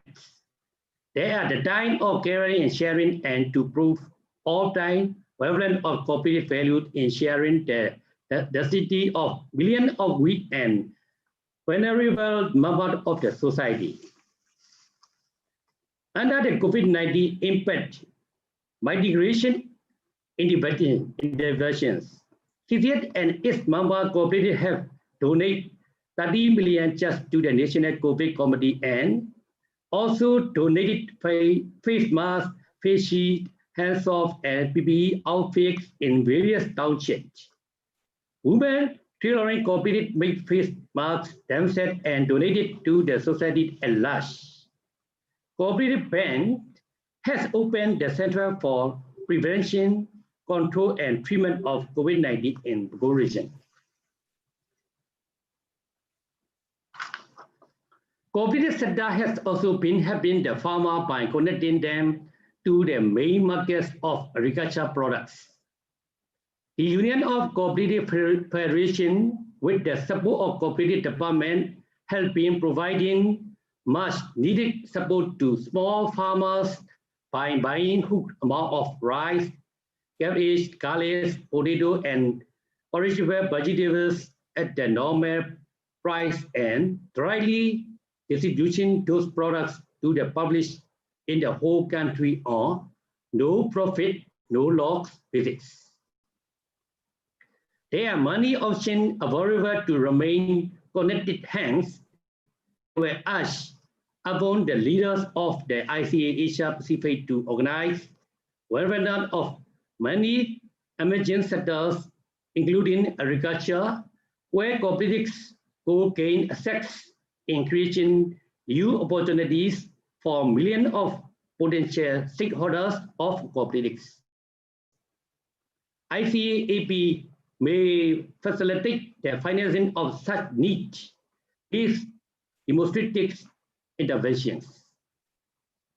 Allow me to conclude on a very optimistic note and with my best wishes for a resilient success of cooperative ventures in the Asia Pacific region of the ICA. Thank you for patient audience. Thank you very much. Thank you. Thank you very much, sir, for that beautiful observation. And in particular, I think mentioning about the first regional director from being, Myanmar, and then also narrating how ICA-AP has been instrumental in Myanmar getting support from many countries to strengthen its cooperative movement, and also for your suggestion as to how the ICA-AP will have to also in the future, take up the activities of support. Thank you very much for these observations. Thank you. Okay, we now move on to Mr. Sarath Veerasiri from National Cooperative Council of Sri Lanka. Mr. Veerasiri, please take over. Hello, sir. I am delivering that message on behalf of Mr. Sarath Veerasiri. Hello. Yeah, please go ahead. Yeah. Actually, I am delivering this greeting message on behalf of Mr. Sarath Veerasiri, Honorable Chairman of National Cooperative Council of Sri Lanka and Director of International Cooperative Alliance Asia Pacific region. So, 16th anniversary celebration of International Cooperative Alliance Asia Pacific region. International Cooperative Alliance Asia Pacific region established on 14th November 1960. So, ICA-AP celebrate 16th anniversary on 14th November 2020. Therefore, I am very happy to pass greeting message for this anniversary celebration on behalf of National Cooperative Council and Sri Lankan Cooperative Movement. So, National Cooperative Council of Sri Lanka was one of the leading and pioneer member of ICA-AP. International Cooperative Alliance Asia Pacific region established with 7 member cooperative organizations. NCCSL was one of from that 7 cooperative organizations. I believe that International Cooperative Alliance Asia Pacific is largest community-based organization network in Asia Pacific region. There are strong relationship between International Cooperative Alliance Asia Pacific and National Cooperative Council of Sri Lanka. We have conducted many development programs, international conference, seminar, and cooperative-based program in past history, as well as ICA-AP supported to many capacity development activities of NCCSL and Sri Lankan cooperative movement. ICA-AP given huge support to us with financially, technically, and many development areas. As well as we have organized many international events in Sri Lanka in collaboration with ICA Asia Pacific region. As example, Asia Pacific Cooperative Development Conference 2018, many gender programs, women development programs, and trainers of training programs. I believe that those are some achievement of this remarkable relationship. Presently, we are in very critical time period as COVID-19 pandemic situation. So cooperative played the major role in this situation. I trusted that cooperative can do many things in such a situation. We must plan to introduce new systems, new marketing concepts for the cooperatives. So we must identify the role of the cooperatives in such a critical time period. I think this must be the new direction and challenge of next decade, and we must attention on the sustainability of cooperative sector in next 60 years. We must plan to expand this cooperative movement in untouched areas. So I wish to luck and success to Honorable Chairman and Honorable Board member of ICA-AP on behalf of National Cooperative Council of Sri Lanka. Therefore, I especially thanks to Mr. Balu Iyer, Regional Director, and all Asia Pacific office staff for organizing this event. Finally, I wish to luck, success, and bright future for International Cooperative Alliance Asia Pacific region on behalf of National Cooperative Council of Sri Lanka and all Sri Lankan cooperative movement. Thank you very much. Sarath Veerasiri, Chairman, National Cooperative Council of Sri Lanka. Thank you.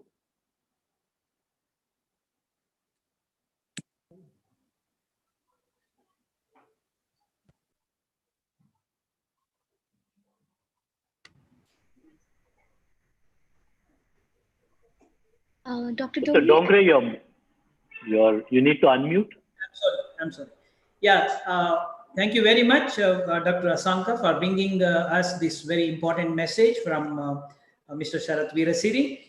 We can know how ICA-AP has been a kind of a support for the Sri Lankan movement, in particular the training and other kind of a support that they have received.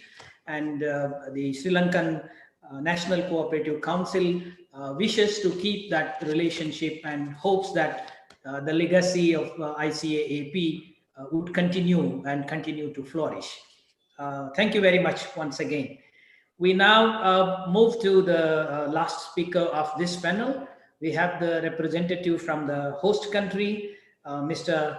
N. Satyanarayan, the Chief Executive Officer of National Cooperative Union of India with us. I request Sri Satyanarayan ji to please take over and kindly make your presentation. Thank you, Dongre ji. Hearty congratulations to Mr. Lee, Dr. Chandrapal Singh Yadav ji, Balu Iyer ji, and all members of ICA Asia Pacific region, as well as ICA-AP staff member on this moment occasion of completion of 60 years of establishment of ICA-AP. The ICA entered to the Asia Pacific region with the establishment of regional office and education center that was inaugurated by the late Prime Minister of India, Sri Jawaharlal Nehru, on 14th November 1960, which was incidentally his birthday also. He was a strong supporter for the cooperative movement. In his memory, All India Cooperative Week celebrations take place every year from 14th November to 20th November in India. The inauguration of this year's celebration is scheduled on tomorrow, that is 14th November at 11:30 a.m. IST. The theme of this year's celebration is COVID pandemic, Atmanirbhar Bharat, role of cooperatives. I invite all of you to join this event. Friends, I would like to share with all of you that All India Cooperative Union was the original member of ICA from India. The All India Union of Cooperative Union later became the NCUI and became a member of ICA family in 1964. NAFED was the first member to join ICA in 1963. Currently, there are 14 members from ICA from India. I would like to take this opportunity to express our sincere thanks to the ICA members in the Asia Pacific region, like All China Federation of Supply and Marketing Cooperatives, JGenCHU, Central Union of Agricultural Cooperative Societies of Japan, and Institute for Development of Agriculture Cooperatives in Asia, that is IDACA, Japan, National Agriculture Cooperative Federation, Korea, and those who hosted the different training programs and workshops under the aegis of ICA-AP. A good number of professionals personnel engaged in the cooperative development in India have been benefited from these training programs and workshops. Many of participants have opined that they are not only professionally enriched, but Participation in these prestigious programs and sharing of experiences has benefited in their personal life and career. We urged the ICA-AP, its members and related training institute to continue such training activities that build a professional manpower to run the cooperative organizations in an efficient manner. It may be very much pertinent to mention here that ICA has played a very important role in convincing the United Nations to designate the year 2012 as International Year of Cooperatives. That immensely helped the cooperatives throughout the world to raise global awareness on the socio-economic impact made by cooperatives, especially for the poor and downtrodden in the society. One of the very important and useful document that ICA prepared during 2012 was this Blueprint of Cooperative Decade, which was the Alliance Global Strategy and for Cooperatives. If we recall the the Alliance pursues blueprint program in priority areas: participation, sustainability, identity, legal framework, and capital. The blueprint was approved in ICA General Assembly in Manchester during October 2012, which marked as the beginning of the worldwide campaign to take the cooperative way of doing business to a new level to commemorate the United Nations International Year of Cooperatives 2012. The cooperatives have been playing an important role in the implementation of sustainable development goals, the 2030 Agenda of the United Nations.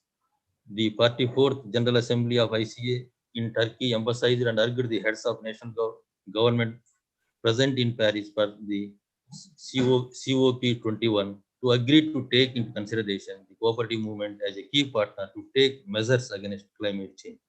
Regional Director of ICA-AP has very kindly agreed to deliver the talk organized by NCA during the September 2017 to appraise the members about the SDGs and the effective role that can be played by members both individually and collectively.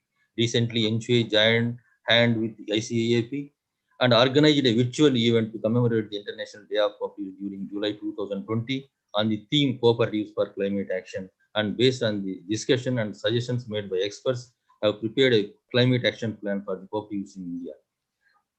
Signing of the framework partnership agreement with European Commission for a global development program, ICA has reached a milestone during 2016. The cooperatives in development, people-centered businesses in action are properly known in social media as COPS for Development Program implemented by ICA. AP for the last 4 years has helped to build capacities of ICA AP members and staff in several areas, including in their approach towards the European Union delegation. The ICA-EU partnership helped in strengthening the technical, institutional, and political capacity of national member federations, including proposal writing and management of European Union funded projects.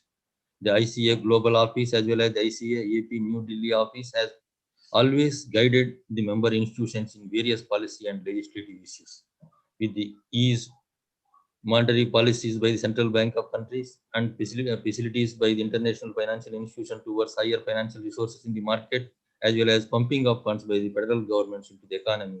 The ICA may like to use the opportunity to guide the members in coming years to use this liquidity to strengthen the business and members' interests.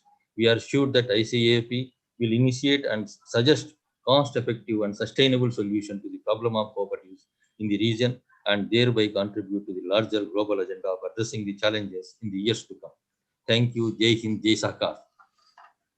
Thank you very much, Mr. Satyanarayan, for that wonderful overview, and in particular, drawing our attention to the role of ICA in convincing the UN system for the International Year of Cooperatives and about the ICA blueprint. I think these are very, very important things and very important contributions. And I think we all know that NCUI and ICA-AP have had a lot of mutuality and exchange, India being the host country. And I think NCUI always stood with ICA-AP for the kind of support. And I'm sure that will continue in the future as well. Thank you very much for that. Thank you, dear friends, I think there are just two things that I want to underline from out of this panel that we have had. That ICA-AP has a very strong legacy, worth emulating and worth continuing. And this has been possible mainly because of the cooperation from many of these countries, cooperative movement of these countries, which have been long-standing members of ICA-AP. The second and the more important thing is that people realize that the ICA-AP has contributed to strengthening their movement, and that they are coming out and saying it in as many words that this is something valuable, and therefore this needs to be continued. I'm sure next 40 years down the line, ICA-AP is going to leave behind much more important footprints that make the cooperative movement in the region stronger and stronger. I, on my personal behalf, thank once again Balu Iyer and the whole team for giving me this opportunity to moderate this session, and over to Simran to continue the next session. Thank you very much. Thank you very much, Dr. Dongre, for Thank you very much.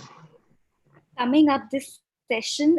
Indeed, legacy is something which is written every day and together, and we know when it is etched deep into our hearts and minds when we start sharing stories about it. With this thought, I carry forward our conversations and discussions by inviting Dr. Malika Kumar, who is the Associate Professor of Economics and Coordinator for the Office of International Programs, Sri Ram College of Commerce, University of Delhi. Sri Ram College of Commerce is India's #1 college for commerce education in India. Dr. Kumar is also the coordinator for Swayam Arpit for Economics, a program under the Ministry of Education, Government of India. Dr. Kumar, I invite you over. I request you to please turn on your mic and camera. Thank you, Simran. Thank you for the kind introduction. Thank you, Mr. Balu Iyer, ICA-AP, for giving me this opportunity to be a part of such an important event. Namaste and my heartiest greetings to one and all. I am from University of Delhi, and by profession, I am a teacher by profession, but a cooperative researcher and learner by passion. So it is indeed a pleasure and a privilege to be a part of the 60th anniversary celebration of the ICA-AP. 60 years is a cause of celebration for the 6 decades of togetherness. And as has been mentioned earlier, Okay.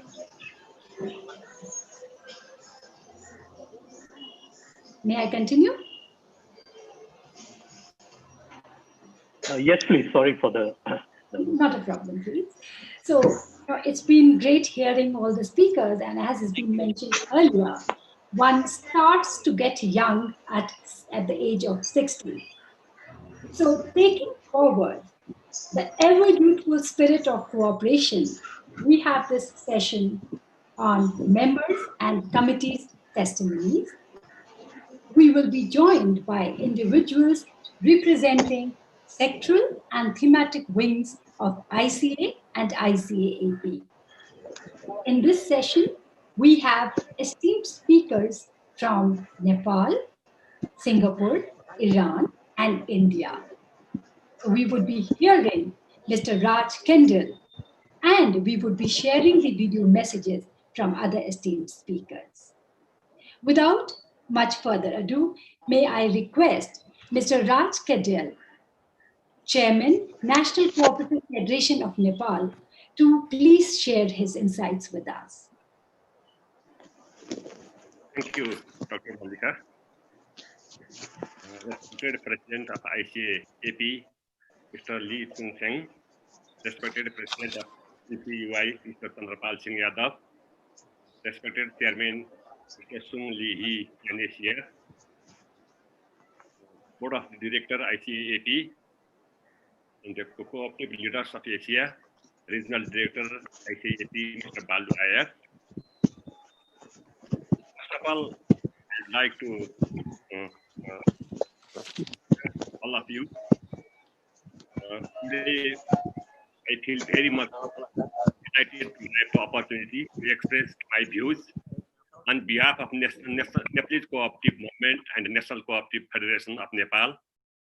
First of all, on this special occasion, I would like to congratulate ICA-AP for the outstanding achievement to synergize the cooperative organizations in the Asia and the Pacific region.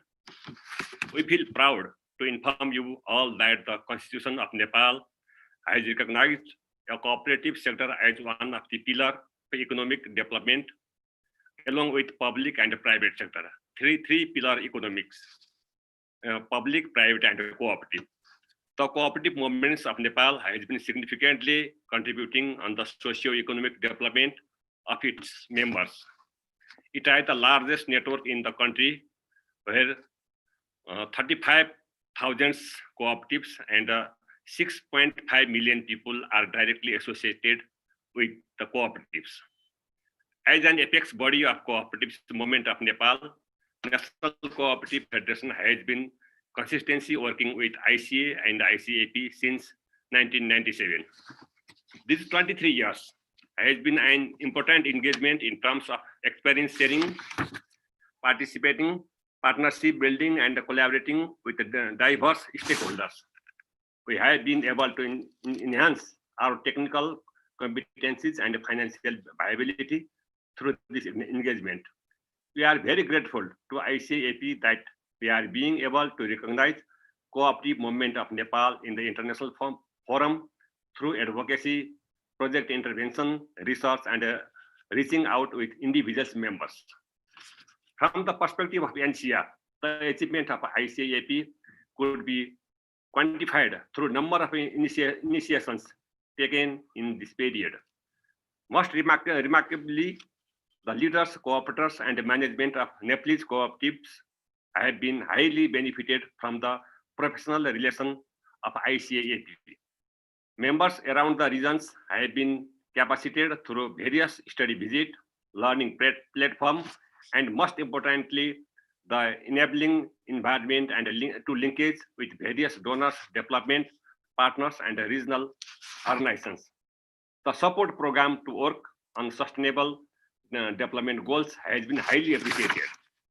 In this scenario, ICA-AP should look for the further enhancement of itself and its member organizations to build cooperative culture, business collaboration, and sustainability.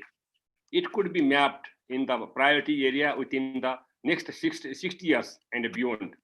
Continuous lobbying and advocacy on to promote cooperatives to cooperative business, as well as project design to interventions in SDG agendas are highly expected.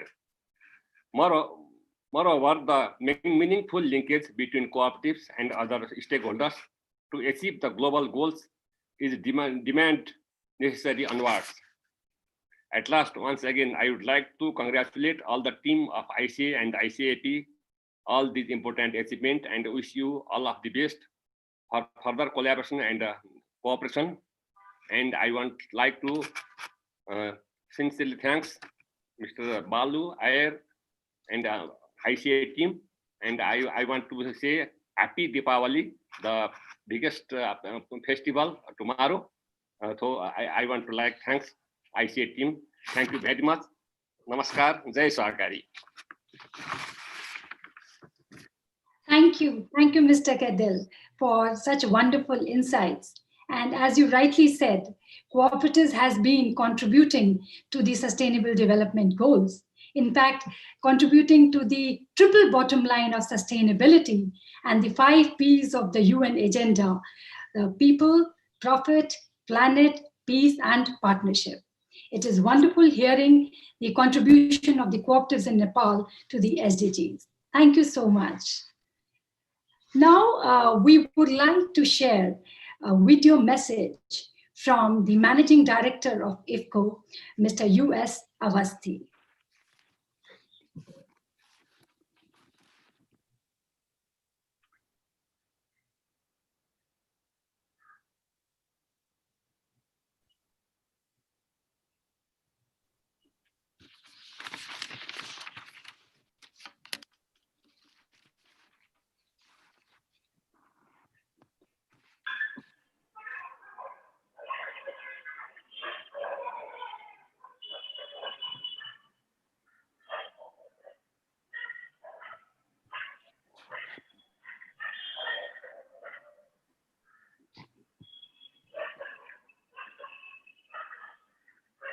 Simran, can you please check the audio? As we can see Dr. Avasthi, but I don't know if I am not only able to hear or is it the others also. I can see in the chat box, yes, there is some audio issue. Yes, Dr. Kumar, please. For their, on behalf of IFCO and its 35,300 cooperative society consisting of 40 million farmers, I take this opportunity to congratulate International Cooperative Alliance Asia Pacific chapter for celebrating its 60th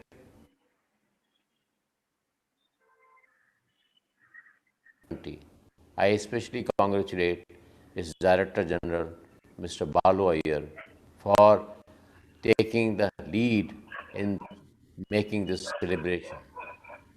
I also take this opportunity to congratulate the International Cooperative Alliance Board Chairman, Mr. Ariel Gorko, its Director General, Mr. Bruno Roelle, and all the members of ICA board to celebrate the 60th year of International Cooperative Alliance Asia Pacific region. In the past, ICA board was represented by Mr. B.S. Biswanathan, Mr. Suranjan Jhakar, and now Mr. Aditya Yadav is on the board of Asia Pacific of ICA. And the Vice Chairman of Asia Pacific AP Board is Mr. Chandpal Singh Yadav. I congratulate all of them for their contribution to ICA and to ICA Asia Pacific Board. IFCO has a long association with ICA-AP and with ICA since it took its membership in 1980 and continues to be involved in its affair to its best possible manner. IFCO has contributed generously for the relief and rehabilitation of tsunami victims in Indonesia, Thailand, Sri Lanka, etc. since year 2000. And India IFCO also hosted International Cooperative Conference in year 2012 in collaboration with ICA-AP. IFCO was among the first cooperative to take pledge to achieve sustainable development goals in response to ICA-AP's appeal. IFCO has contributed immensely during the present fight against COVID, and we organized more than 3,000 camps and helped about more than 850,000 farmers, cooperatives, and general people in particular. In IFCO, we believe that the cooperation and technology must go together.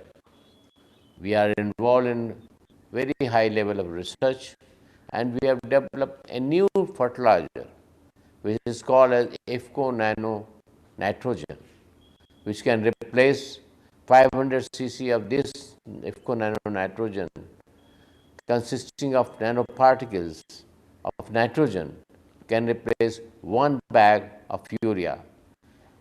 And so we are about to launch it commercially to help alleviate the income of the farmers, to increase their living standard, and also help in climate change and reducing of environmental pollution, both air and water. We have been also Asia is emerging market, and therefore there is ample opportunity between cooperative to cooperative business opportunities, which can be taken up to a very logical level, and we have signed MOUs in this regard along with Nepal, with Mauritius, with Rwanda, and with few other countries.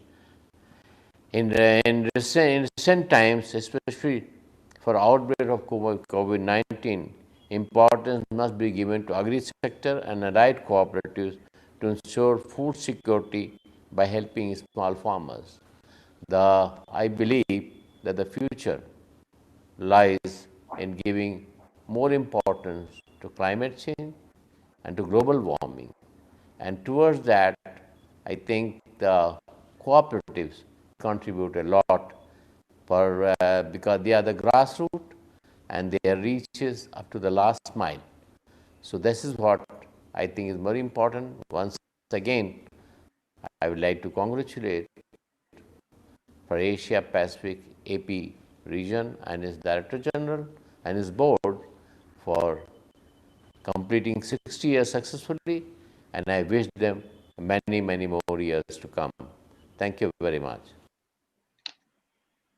On behalf of IFCO and its 35,300 cooperative society consisting of 40 million farmers, I take this opportunity to congratulate International Cooperative Alliance, Asia.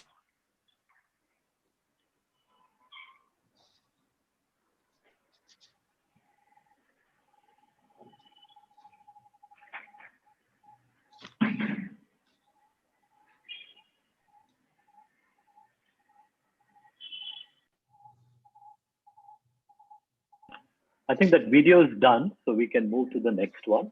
Okay. Thank you, Mr. Iyer. It was great hearing Dr. Awasthi and knowing about IFCO's initiatives in contributing to the relief measures, in contributing to fighting the COVID. And as he rightly said, cooperatives and technology, cooperation and technology must go together. So thank you, Dr. Awasthi, for your insights. And next we have a video message from Singapore, Mr. Kwang Kwek. He's the chairman of the Singapore National Cooperative Federation, and we have a video message from him.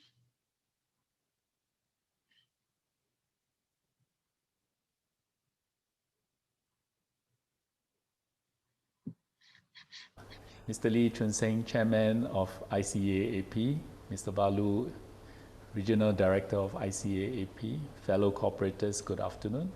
Let me start by congratulating ICA-AP on this auspicious occasion of your 60th anniversary celebration.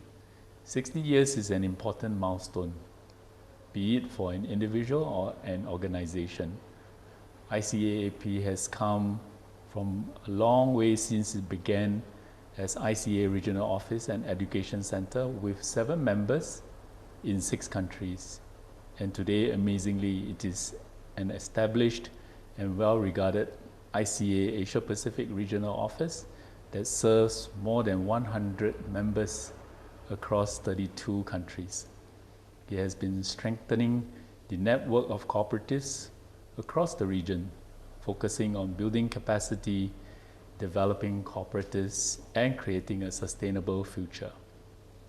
The Singapore National Cooperative Federation, SNCF for short, has a very good relationship with ICA-AP, tracing back to 1985, when SNCF first joined the ICA and the ICA-AP.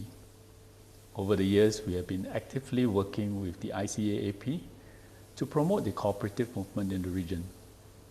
We played host to various ICA-AP events.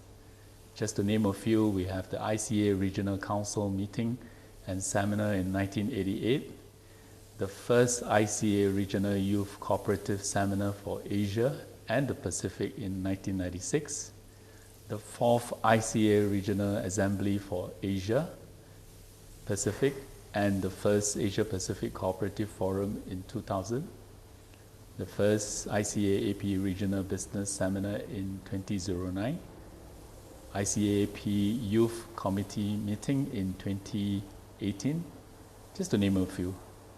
And apart from this, SNCF is represented in the ICA-AP Board Committee, the ICA Youth Committee, and the ICA-AP Women's Committee, and actively participates in many events organized by ICA-AP. On this note, I would like to thank ICA-AP for your steadfast and encouraging support to SNCF over the years.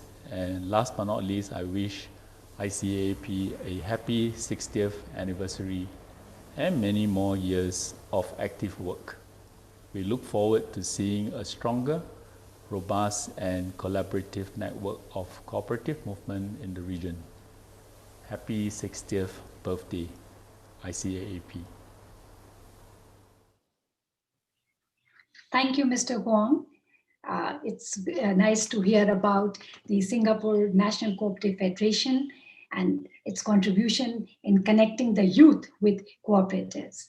And as you rightly said, together everybody is going to get stronger. The next video message is from Mr. Bhima Subramaniam. Mr. Bhima Subramaniam is the chairman, International Cooperative Banking Association.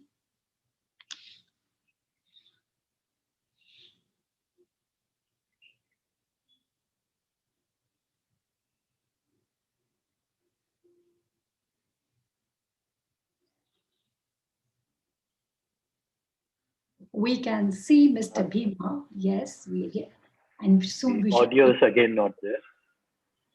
That's fine. Well, technology helps us to connect with each other even from such a distance. So it also teaches us the patience, and I'm sure we'll be able to hear him soon.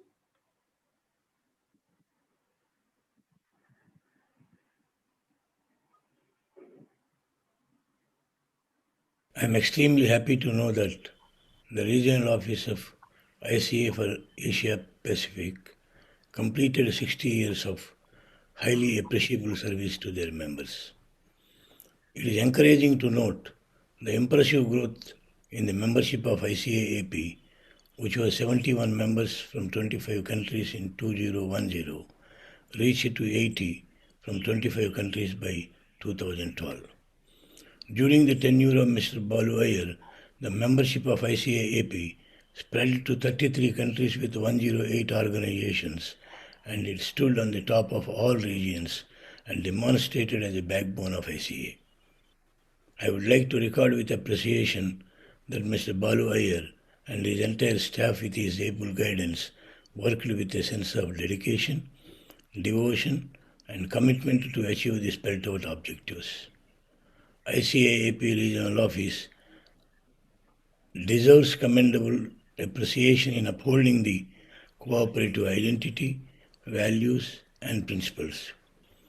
It also deserves appreciation for the committed service to their members during the past 60 years by carrying out a large number of programs in the region, timely conduct of statutory meetings, by establishing 9 thematic committees and establishing closer interpersonal relations.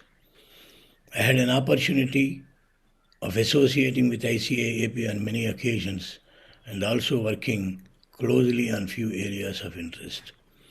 I look forward to working with ICA-AP in future on issues related to agriculture credit, cooperative financial institutions, with a focus on regulation, legislation, training, and research. I wish the 60th anniversary of ICA-AP to be an eventful celebration aimed to protect the cooperative identity. Thank you very much. Thank you, Mr. Bhima, for your message and your kind words of appreciation for ICA-AP. The next message is from our esteemed speaker, Mr. Ali Reza. He is the International Affairs Manager, Iran Chamber of Cooperation.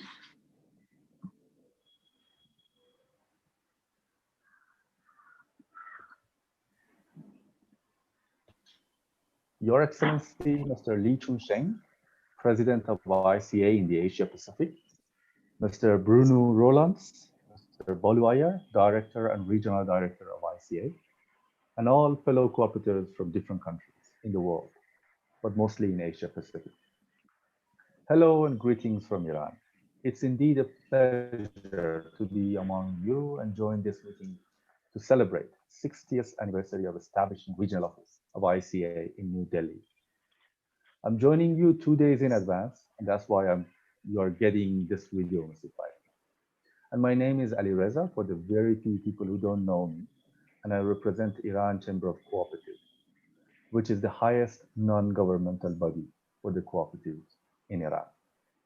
I'll be sharing my speech with you about Iran, cooperative movement in Iran, and also activities at the Chamber. I will also be having some ideas about our vision and the future, and some proposals for the cooperative movement. So let's get going. I'll be sharing my screen right now. And yes. So, yes. So as mentioned, I will be talking just very briefly about my country. It's located in the Middle East. And as one of the big countries in the world, we are ranked as 17th in the world, with a population of more than 83 million people. These are some economic comparative advantages of the country. We have agricultural products like dates and raisins and pistachios and of course saffron. We have also some industrial products like iron and steel, petrochemical products, mineral products, and hand-woven carpets as industries. Also, Iranians are active in the service sector, as in technical services and tourism. And very recently, we have started the idea of medical tourism, which is a very interesting idea where people from other countries come for medical reasons, and this brings them the attention of the tourism. But going towards the Iran's cooperative movement, you can see some numbers and years here. The first formal recognition of the cooperatives in Iran started in 1924. So the cooperative movement has around 100 years of age in Iran. In 1979, right after the Iranian Revolution, the cooperative movement has been mentioned as the second economic sector. Coming after the governmental economy, we have cooperative economy, and then we have private sector economy. So the economy is divided into three different parts: government, cooperative, and the private sector. In 1991, the most recent and updated act on the cooperative sector was approved by the parliament. And 3 years after that, my organization, or the Chamber of Cooperatives, was established. Right now, we have more than 11 direct members, 11 million direct members as members of the cooperative movement in Iran. They are active in more than 94,000 cooperatives. And these 94,000 cooperatives are working under national unions. We have 68 national unions, and these 68 national unions are working in 120 fields of activities. One important figure here is about the feature that the cooperatives are bringing as job creation, or the jobs that cooperatives are creating. 1,800,000 jobs were created by the cooperatives. The main target of the economy of Iran is 25% of the GDP. Right now, we have 7% of the contribution in the GDP. This is just a snapshot of the activities of the cooperative movement in Iran. As you can see, in every different sector of activity, Iranian cooperatives are active in that: mining, handicraft, education, tourism, agriculture, industry, transportation. So nearly in every field of activity that you can imagine. But going to the Iran Chamber of Cooperatives, as mentioned earlier, it was established in 1994. So with the main subject of uniting, representing, serving, promoting, and developing cooperatives in Iran.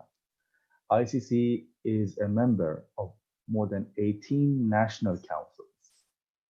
These national councils are very important in decision making of the country in higher levels and cooperatives.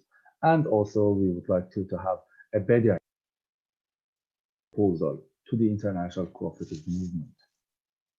I think the first and foremost idea is to pay attention to the to the legislation of the cooperatives in different countries. So first, we have to set targets. We have to go on to follow our legal rights in different countries. So first and foremost, the legal issues with the cooperatives must be cleared for every country.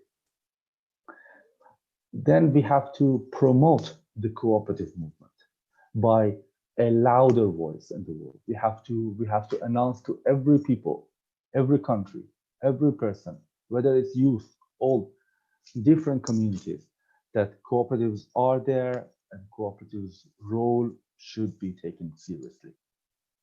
Education and research has always been an excellent opportunity for the cooperatives. This is one of the principles of the cooperatives in the world. Of course, they are very important. They have been taken seriously so far, and it's also important to be followed upon later on. The role of youth and women should be paid more attention, because if we don't take youth and women seriously in our development, then the future will be definitely at risk. And we think that the relations between the countries should be increased and should be strengthened and should be developed, so that a cooperative in each country can be easily get in touch with another cooperative in another country. And these are very short ideas of how we think that the ICC and generally cooperatives in Iran can bring to the international arena of the cooperative movement. But I think we have a lot to do. We have a lot to inform about the cooperatives and the roles of the cooperatives and their duties and responsibilities and everything. But I think it's never late. We should start.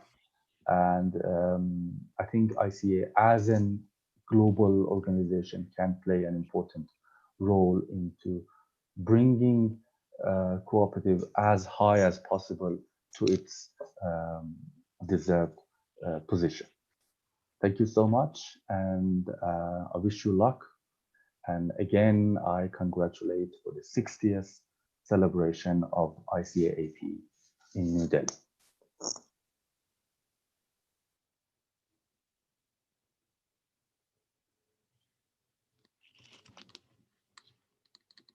Thank you, Mr. Alireza, for the wonderful video message and giving us a snapshot of Iran Chamber of Cooperatives. It's great to know about the contribution of cooperatives to employment, 7% to GDP. And I think you wonderfully mentioned about the economic, the targets to be set. It's very important to pursue better legislation, and most importantly, promote cooperatives with a louder voice. You know, that's going to help everyone, particularly the youth. So promote cooperatives with louder voice and let cooperatives be everybody's choice. So thank you for the message. Now we have a video message from Vietnam Cooperative Alliance.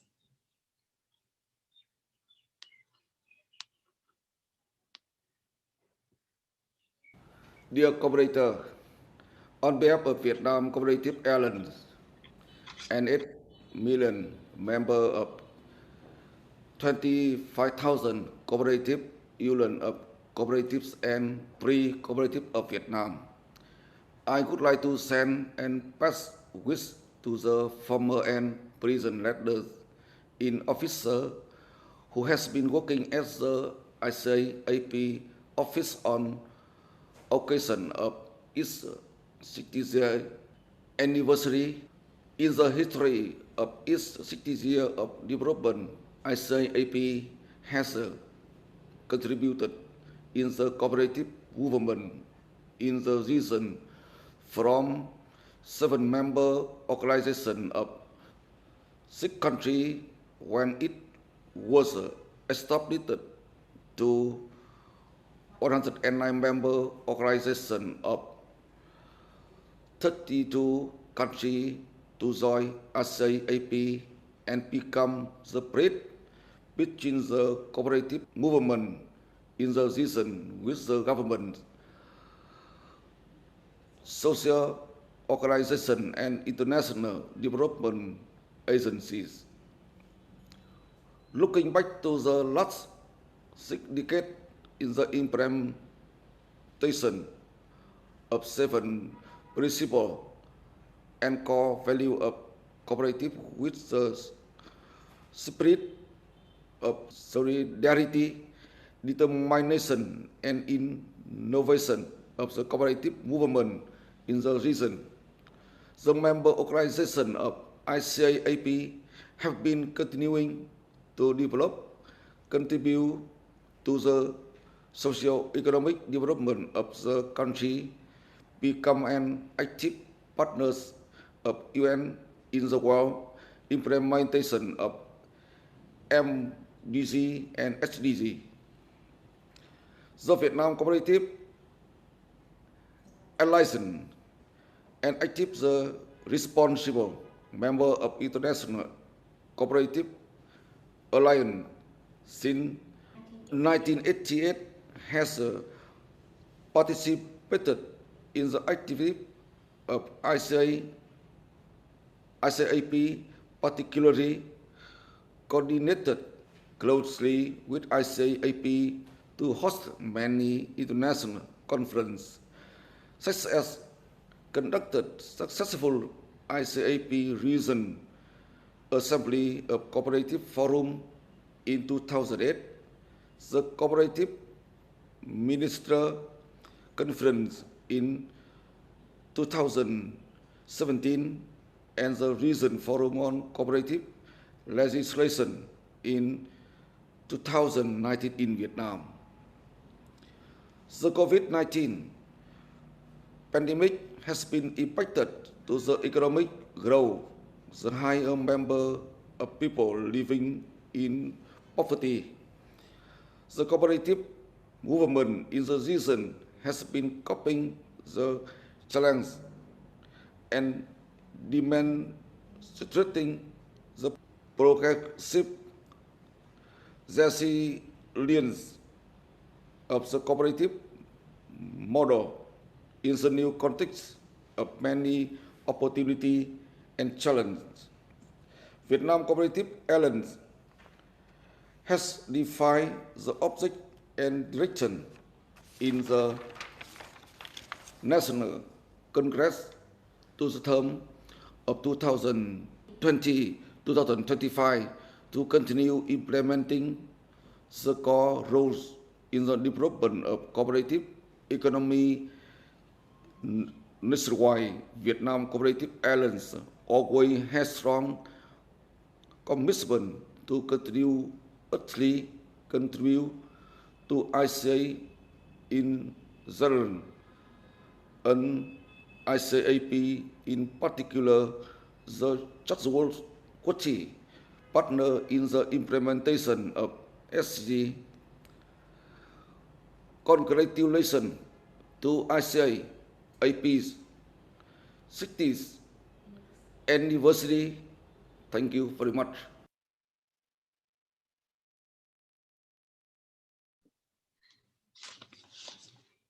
Thank you for the message from the Vietnam Cooperative Alliance.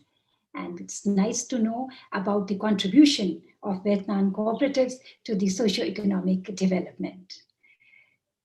Now we have a video message from Cooperative Institute of Malaysia.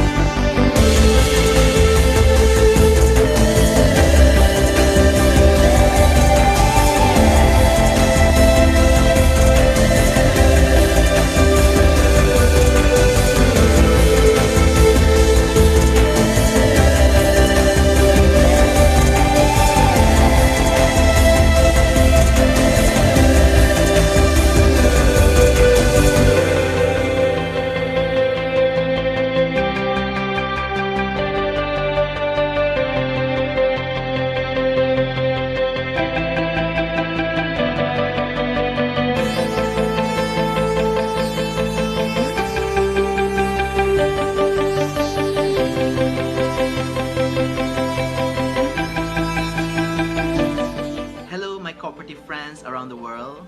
Happy 60 years ICA-AP. Together we will continue to build a strong and transformative cooperative for the next 100 years and beyond.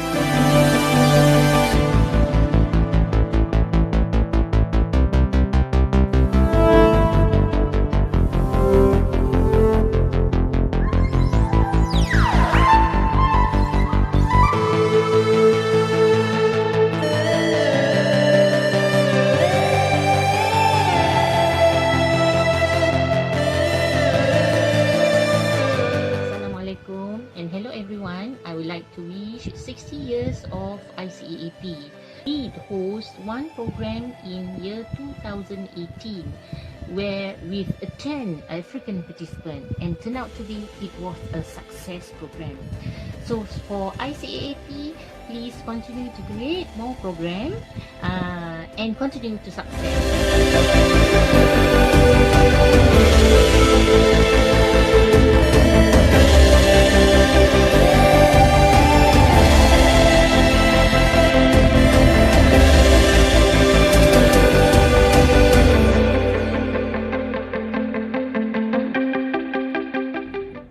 Hello and hi everyone. Assalamualaikum. I'm Shafiza from Cooperative Institute of Malaysia. So currently we are celebrating the ICA-AP 60th anniversary. I'm so proud and so grateful to become part of this movement since 2015 by becoming the member for the ICA-AP Youth Committee representing my country, Malaysia. Therefore, keep up the good job, ICA-AP. Happy anniversary and thank you.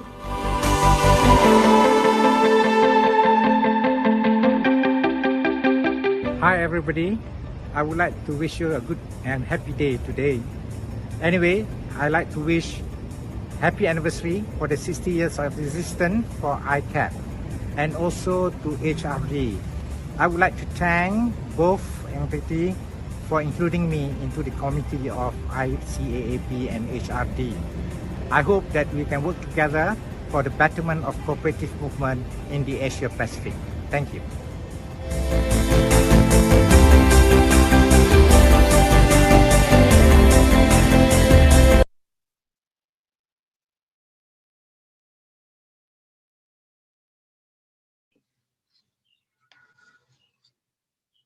Thank you. Thank you so much for such an energetic video from the Cooperative Institute of Malaysia and your good wishes for the 60-year celebration. Next we have a video message from Dr. Nandini Azad, who is the chairperson of the ICA-AP Committee on Women. it is said that a woman with a voice is a strong woman. So here we have a message from a person who is the voice of many women. Dr. Nanya Das, message, please.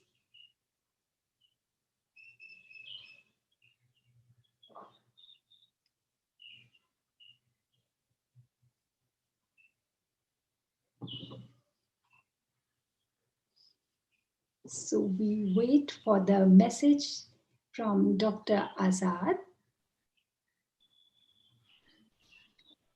Yes, 1 minute, Dr. Kumar. We are just playing it. Okay.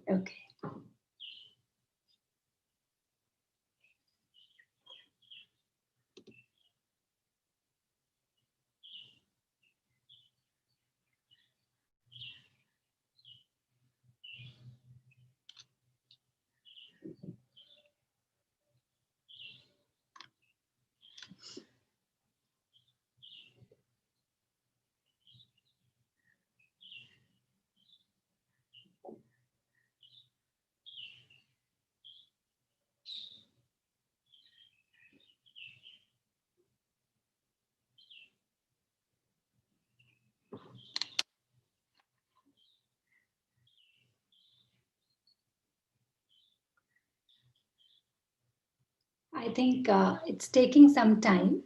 Till then, if any of the members would like to share any of their insights, they are most welcome. Dr. Kumar? Yes, Mr. Iyer. Mr. Bruno Rolands, the Director General, has joined. Let's see if the video plays. If not, then... Okay, we can wait for a few minutes. Yeah, okay. Here we can see Dr. Azad. I'm sure we can hear this. On behalf of the Working Women's Forum and the Indian Cooperative Network for Women, and as a representative of the National Cooperative Union of India, I would like, on behalf of the ICA, Asia Pacific Women's Committee, as the elected chairperson, congratulate the Regional Board, the ICA-AP, member organizations on celebrating their 60th anniversary. Also, on behalf of Ms. Chitto Zarai, Vice President of the JCCU and Vice President of the ICA-AP Women's Committee, I am very grateful. The JCCU has been a very steady financial and substantive partner in all these several years. Women have been an important and integral part of the cooperative movement in Asia and Pacific as much as the value of cooperation, which is a unique characteristic of traditional Asian communities' cooperation. The role of ICA-AP and the Women's Committee has been crucial in advancing the voice and participation of women cooperators in the region. Starting from 1960, the regional office has laid importance on greater participation of women and increased women's capacities in the cooperative movement. In 1962, ICA-AP, in collaboration with UNESCO and NCY, organized its very first regional seminar on the contribution of cooperatives to the emancipation of women. They have also been a great advocate for the visibility of women in cooperatives in the region, conducting training, management capacity building, as well as technical data studies and projects for women, seminars and other technical interventions. Formed in 1998, the ICA-AP Committee on Women is soon going to be 25, and I'm privileged as the chairperson of the Women's Committee to be part of that. We have seen women's participation and growth in cooperatives in the region that has improved by leaps and bounds. I captured it in my pioneering study, Gender is More Than a Statistic, of 18 countries and 28 apex bodies, which has shown the growth and the improvement in the training and the visibility of women cooperators. It has stood in the last year, in the last years for women's issues and strategic concern in a collective manner at the regional level, changing its activity-based committee to a powerful advocate of women's roles because of several data inputs as well as technical capacity in the committee in the last 4 or 5 years, since the period that I took over as vice chairman and then later chairperson. The committee has advocated for increased and improved presence of women in cooperatives, excellence, visibility, as well as management leadership positions. In particularly as the study, our recent study has shown there's hardly 10%, women in the boards of cooperatives in the region. This has been our endeavor to change the individual and structural level interventions, building technical and managerial capacities. Training of trainers programs. Recently, the Working Women's Forum and the ICNW for the ICAP Women's Committee did a digital training program for financial inclusion of very poor women given the pandemic. We have also done a webinar on the role of cooperatives in alleviating the COVID-19 pandemic, and the interventions taken by nearly 12 countries is being distributed through our newsletter and a report. Further, we have also had women's forums, cooperative development forums, and registrars forums, as well as ministers forums. We have been part of it and very powerfully voiced our concerns. The Tagate Conference of 1997 was the first in the line. It promoted the participation of women. The second Tagate Conference resolution of 2016, where I was there, encouraged supportive policies, laws and regulations for women's leadership in cooperatives.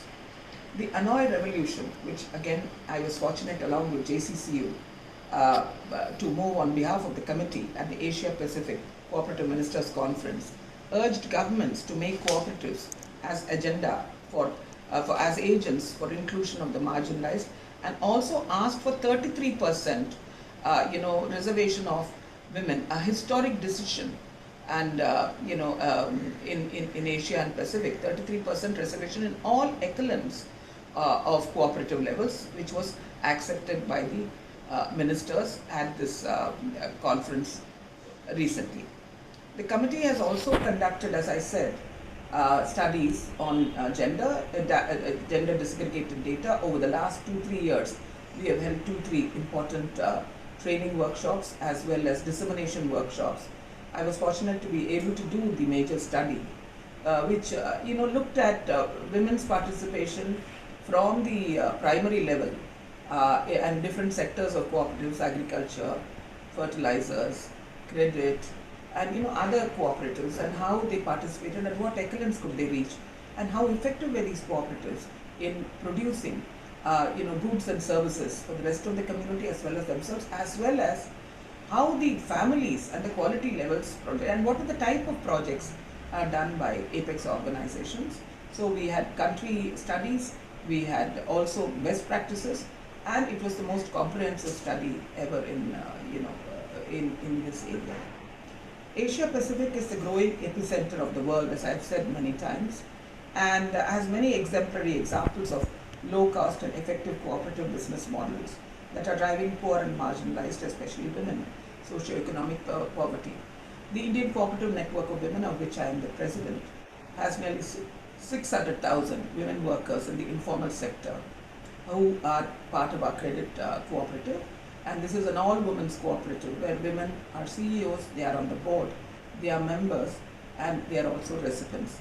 Therefore, there are these cooperatives which have given nearly $5 to $5.5 billion US that are very effective, and they are standalone cooperatives that today cooperatives in Chennai, because I am a member I'm the only global board member women in 50 years of the Indian International Raiffeisen Union. I am also I'm on the Gender Equality Committee of the International Cooperative Alliance, and I have had the privilege of being on both the ICA as well as the Raiffeisen at the senior most levels simultaneously in 50 years. So therefore this movement has given a lot to many of us. So savings and credit, banking, insurance, farming, fisheries, forestry, housing, healthcare, textile, handicrafts and technology. We have nearly 24 member countries in our committee, which, and many of them are apex bodies, many are mixed cooperatives also. Whether they are the all-women cooperative or mixed cooperatives, women's increasing presence and role in the cooperative movement as members, employees and leaders is a growing force to be reckoned with. The ongoing COVID-19 pandemic has shown significant light how the women are the heroines that are heroine cooperators across countries. Through their local knowledge and meticulous immediate strategies and actions at level, they have really fought it, shoulder to shoulder with their governments and the menfolk in the cooperatives. And they've shown commendable courage and confidence in confronting multiple challenges on a daily basis as homemakers, as community leaders, as cooperative leaders. They have been at the forefront of supporting and executing relief measures and adopting new strategies such as digital technology, which I told you the Indian Cooperative Network for Women has done along with the ICA-AP community. It was an absolute hit, and they learned sophisticated technology to take back to their workers so that in emergencies such as tsunami, cyclones, or in the continuing pandemic, they could fight the battle and win it, continuing their work without obstacles. Recently, the successful training of trainers in digital financial inclusion is therefore a breakthrough. It is worth noting that actions on women's progress and empowerment in cooperatives of this region are not only unprecedented and impactful, but have large scope for huge, massive replication. Once again, we, on behalf of the committee, JCCU, our vice chairperson, we wish ICA-AP hearty congratulations from our poor women workers in South India, the Indian Cooperative Network for Women, the Working Women's Forum, the iconic moments of cooperatives reaching nearly half a century on their ICA-AP's 60th year anniversary, and wishing them forthcoming decades of success and to continue the work on women's empowerment and to strengthen it. An all-inclusive Asia-Pacific cooperative movement will not just be a force to be reckoned with, but also emerge as the strongest model for democratic movements such as cooperatives around the world.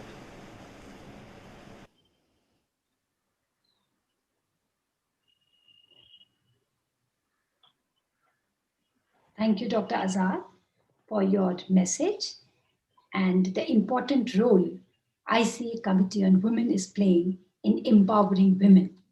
As it is said, the most effective tool for development is women empowerment, and it's great to hear the experiences and insights on women empowerment.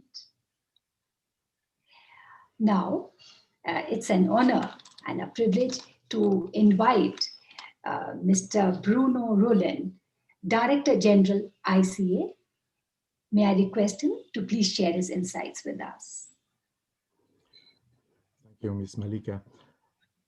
Dear cooperators from Asia Pacific and dear staff of the Asia Pacific Regional Office, I'm really moved in this moment to think that we are celebrating 60 years of the Asia Pacific Office and of the Asia Pacific organization.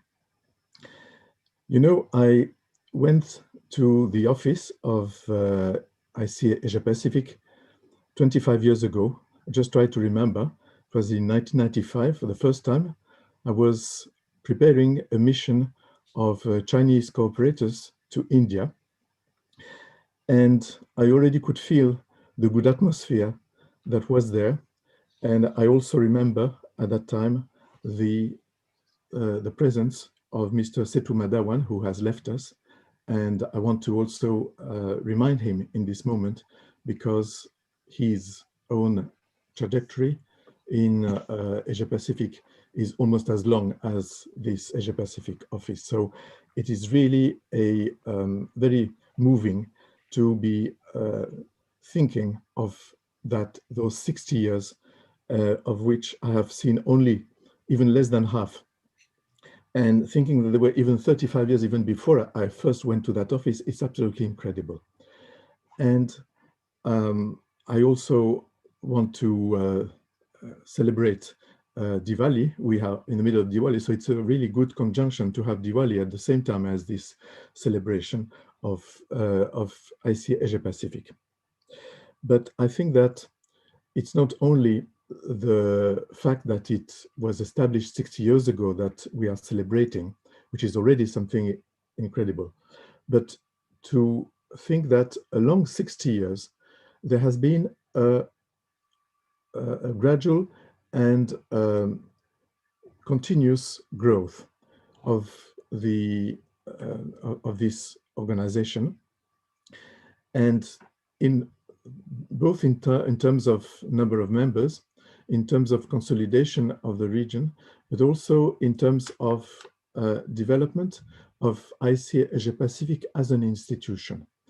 I think this is very important to see this continuous growth which has gone on along the decades. For the first decades of that period, ICA Asia Pacific was an office. So it was established as an office from the ICA, so an office, a subsidiary from the ICA Global Office. And as of 1992, with the Congress of Tokyo, it was decided that the ICA would have regional institutions, no longer only regional offices. And as of 1994, Asia Asia Pacific was established as an institution beyond being only, as before, an office.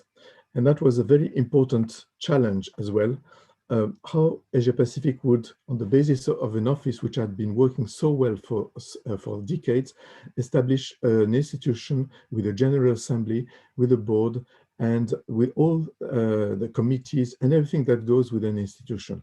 Also considering that Asia Pacific, differently from other regions, is a particularly vast vast region with so many different sub-regions, so many different cultures. And it was already from the beginning a challenge to have an office that would cater for the needs of such a diverse membership. But it was even more, it became even more challenging to build upon that basis an organization, a fully fledged organization that would reflect the needs and aspirations of such a diverse group of countries as you have in ICA Asia Pacific. And I must say that from what I have seen, observed myself humbly, including from my previous jobs in the cooperative movement, and now as ICA Director General, I can really say that you really have been successful in meeting that challenge. And that now we have an ICA Asia Pacific, which is really a strong institution with many countries, and also a country where the membership is growing, where the attention to members is also growing, and an organization which from all the various points of view is really working well and growing. I remember that one of the first times I went to ICA Asia Pacific in the late 1990s, I could also witness the good relationship which at that time already existed between the regional director, Mr. Roby Toulouse at that time, and the Director General, who was Mr. Todarsan. So back to that moment, I could already see and witness that very good relation. And I have seen also that very good relation continue through the various Director Generals of the ICA that have been in their position between Mr. Todarsan in the 90s and myself now. And I can also, now that I'm in the seat of the Director General of the ICA over the last 2 years, I can really, from myself, I can witness that this is the case. The relationship I'm having also with the regional director and with the regional office and with the region in general, with its president and all the people I know who have a position on the ICA Asia Pacific board is excellent. The relationship which my colleagues at the ICA Global Office and those and their our colleagues at the Asia Pacific office is also excellent. This is something I have been able to witness over the last 2 years and a half since I've been Director General. This is something I have seen in my daily life. So it's not only something that I can say like that out of deference, but because I really have seen it, lived it, and experienced it. So I'm really moved today, and I really hope that the ICA Asia Pacific as an office and as an organization will continue to grow. The omens are that it will be like that. So we are really looking to forward to another many decades of development of your organization, and also many decades of very good collaboration between the Asia, the ICA Asia Pacific on the one hand and the ICA Global on the other, and also as a good practice in order to improve and to reinforce also the coordination that we are trying to bring about among all the regional and sectoral organizations of the ICA. It's a complex system. It's a system of 18 different organizations between committees, thematic committees, regional organizations, sectoral organizations, and so on. It is a complex system. It's a matrix system. And the relationship we have built between the ICA regional organization and the ICA Global is key. It's a key, I would say, element in this multilateral coordination that we are trying to build up now. And it is working, also from that point of view, this is working well now. So thank you so much for having invited me. And let's continue and finish to celebrate together with Diwali. And especially now, let's look forward to our future collaboration over the next years and decades to come. Thank you very much.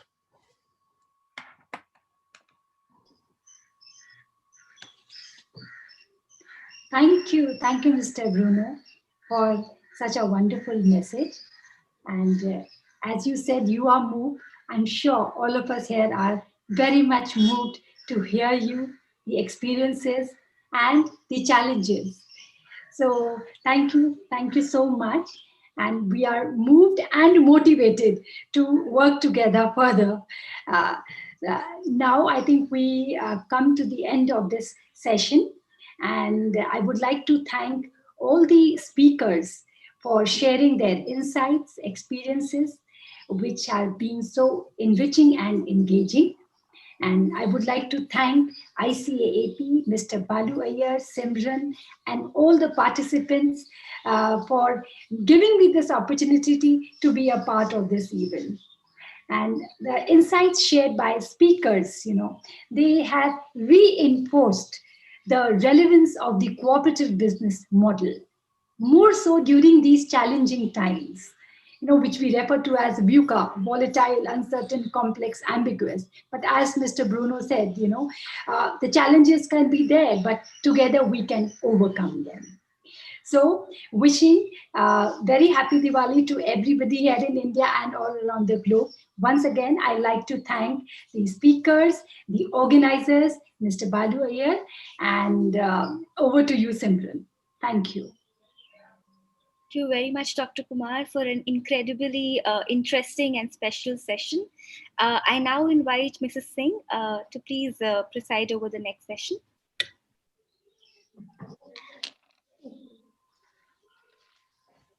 Now we are at the end of our day's celebration. But it won't be a stand-alone event. Celebration of democracy, autonomy, economic independence, and concern for community will continue, will be sustained and carry forward to next generations. To come in partnership with all our member cooperators, stakeholders, and not without you, certainly, all of you. So, as we are at the end of this program, I would like to invite Mr. Balu Iyer, our regional director, to deliver closing remarks. But before Mr. Balu begins, I would like to request all of you to please stay even after Mr. Balu has completed his closing remarks. We will be having a group photo, so your presence is required. So please stay with us for some more time. Thank you very much. And over to Mr. Balu Iyer, our Regional Director. Thank you very much, Savitri. And Bruno, I'm glad that you were able to join us. And thank you so much for your message. As Dr. Kumar said, it's not only moving, but motivating. Friends, thank you so much for taking time out of your day. It's close to 3 hours. So I'm really grateful that you all have stayed with us, joined us, and made the celebration so much enriching by taking us through your personal experiences, taking us through your organization's experiences, sharing insights, and motivating all of us to look ahead. So we are thankful to all the greetings, the well wishes, and the congratulatory messages that have come to us. I think what these show us is one, the close association with the regional office. And this has happened by through our different events, by having staff come, through support whenever the regional offices are. So it's in a variety of ways that we have had this association. At the same time, there has been an appreciation of the work done by the regional office, and a number of instances, major events, activities have been highlighted. But then all this could not have happened without your support. So it's not just the ICA-AP, but it's all of us. So the appreciation goes to all of us and not just the ICA-AP. And then there's also the acknowledgement of the need for us to join together and reinforce our work. We've done this 60 years, so that's now in the past, it's gone. But what we can do is look ahead. So I think this is the acknowledgement that there is still work to be done, and the work to be done jointly, starting from today, right after this meeting. And in order to do that, we need to again join our collective forces in meeting our needs of our members. The aspirations of youth have been mentioned, the need to emphasize women, especially to see how we bring them into leadership positions, into decision-making positions. So while we are celebrating the 60 years, I think it's time for us to look ahead and see how we can continue to be relevant going forward. So I'd like to thank you all again for spending a good part of your day, the past 3 hours with us. So thank you so much. I'd like to thank the speakers for sharing their personal experiences, their organizations, associations, and providing direction. It was not just looking at the past, but also how we look ahead and what we need to do. So thank you very much for that. A huge thanks to both our moderators, Dr. Kumar, Malika Kumar, and Dr. Yashwant Dongre for efficiently conducting the session, capturing the essence of each session, and highlighting the key points from them. So thank you so much to the two of you. And of course, to my colleagues, Savitri, Simran, and Mohit, who we have seen on the screen, and those who have been working in the background but have not seen their faces. Hopefully when they put on their video, we'll see them. Shivali and Sri have played a very important part in the background. And also the other colleagues in the India office, Kukreja, Taneja, and Ganesh, and also the staff from the Domus Trust, without whom the ICA-AP would not be a reality in the Asia Pacific region. So a huge thanks to our Domus Trust and the Domus Trust staff, and my colleagues at the Malaysia office, Nur Azleen, Samjung Khan, and Subyong Che. Thank you so much to everyone for all your work. And thank you so much, everyone, for joining us. And I'd also like to take this opportunity to wish everyone a very happy Diwali, and especially during these times where the COVID pandemic doesn't seem to have ceased. It keeps coming and going in waves. So I'd like to request you all to stay safe. And again, thank you so much.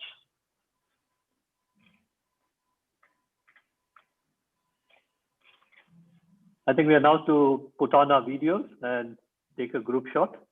So can I request everyone to have the videos on? Thank you. Thank you all.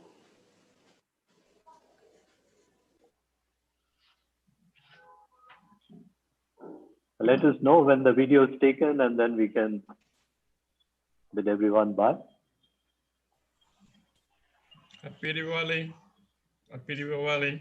Thank you. Thank Congratulations. you. Thank you everyone for joining, and we look forward to seeing you all in person in the near future.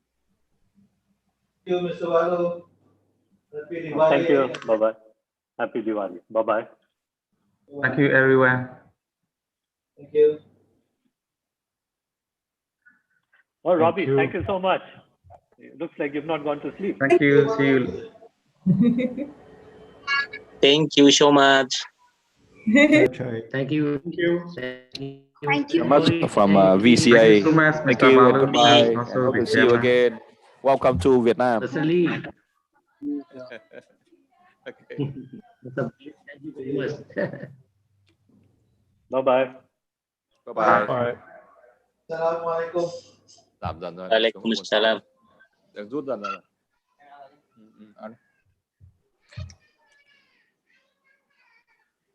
Goodbye, everybody. And to those who are in the Bye-bye. morning, good night. Bye, bye, Mr. Iyer. Thank you so much. Bye. Thank you so much. Bye-bye. Bye-bye. Bye, Mr. Balu and our colleagues. Thank you. Thank you. Bye-bye.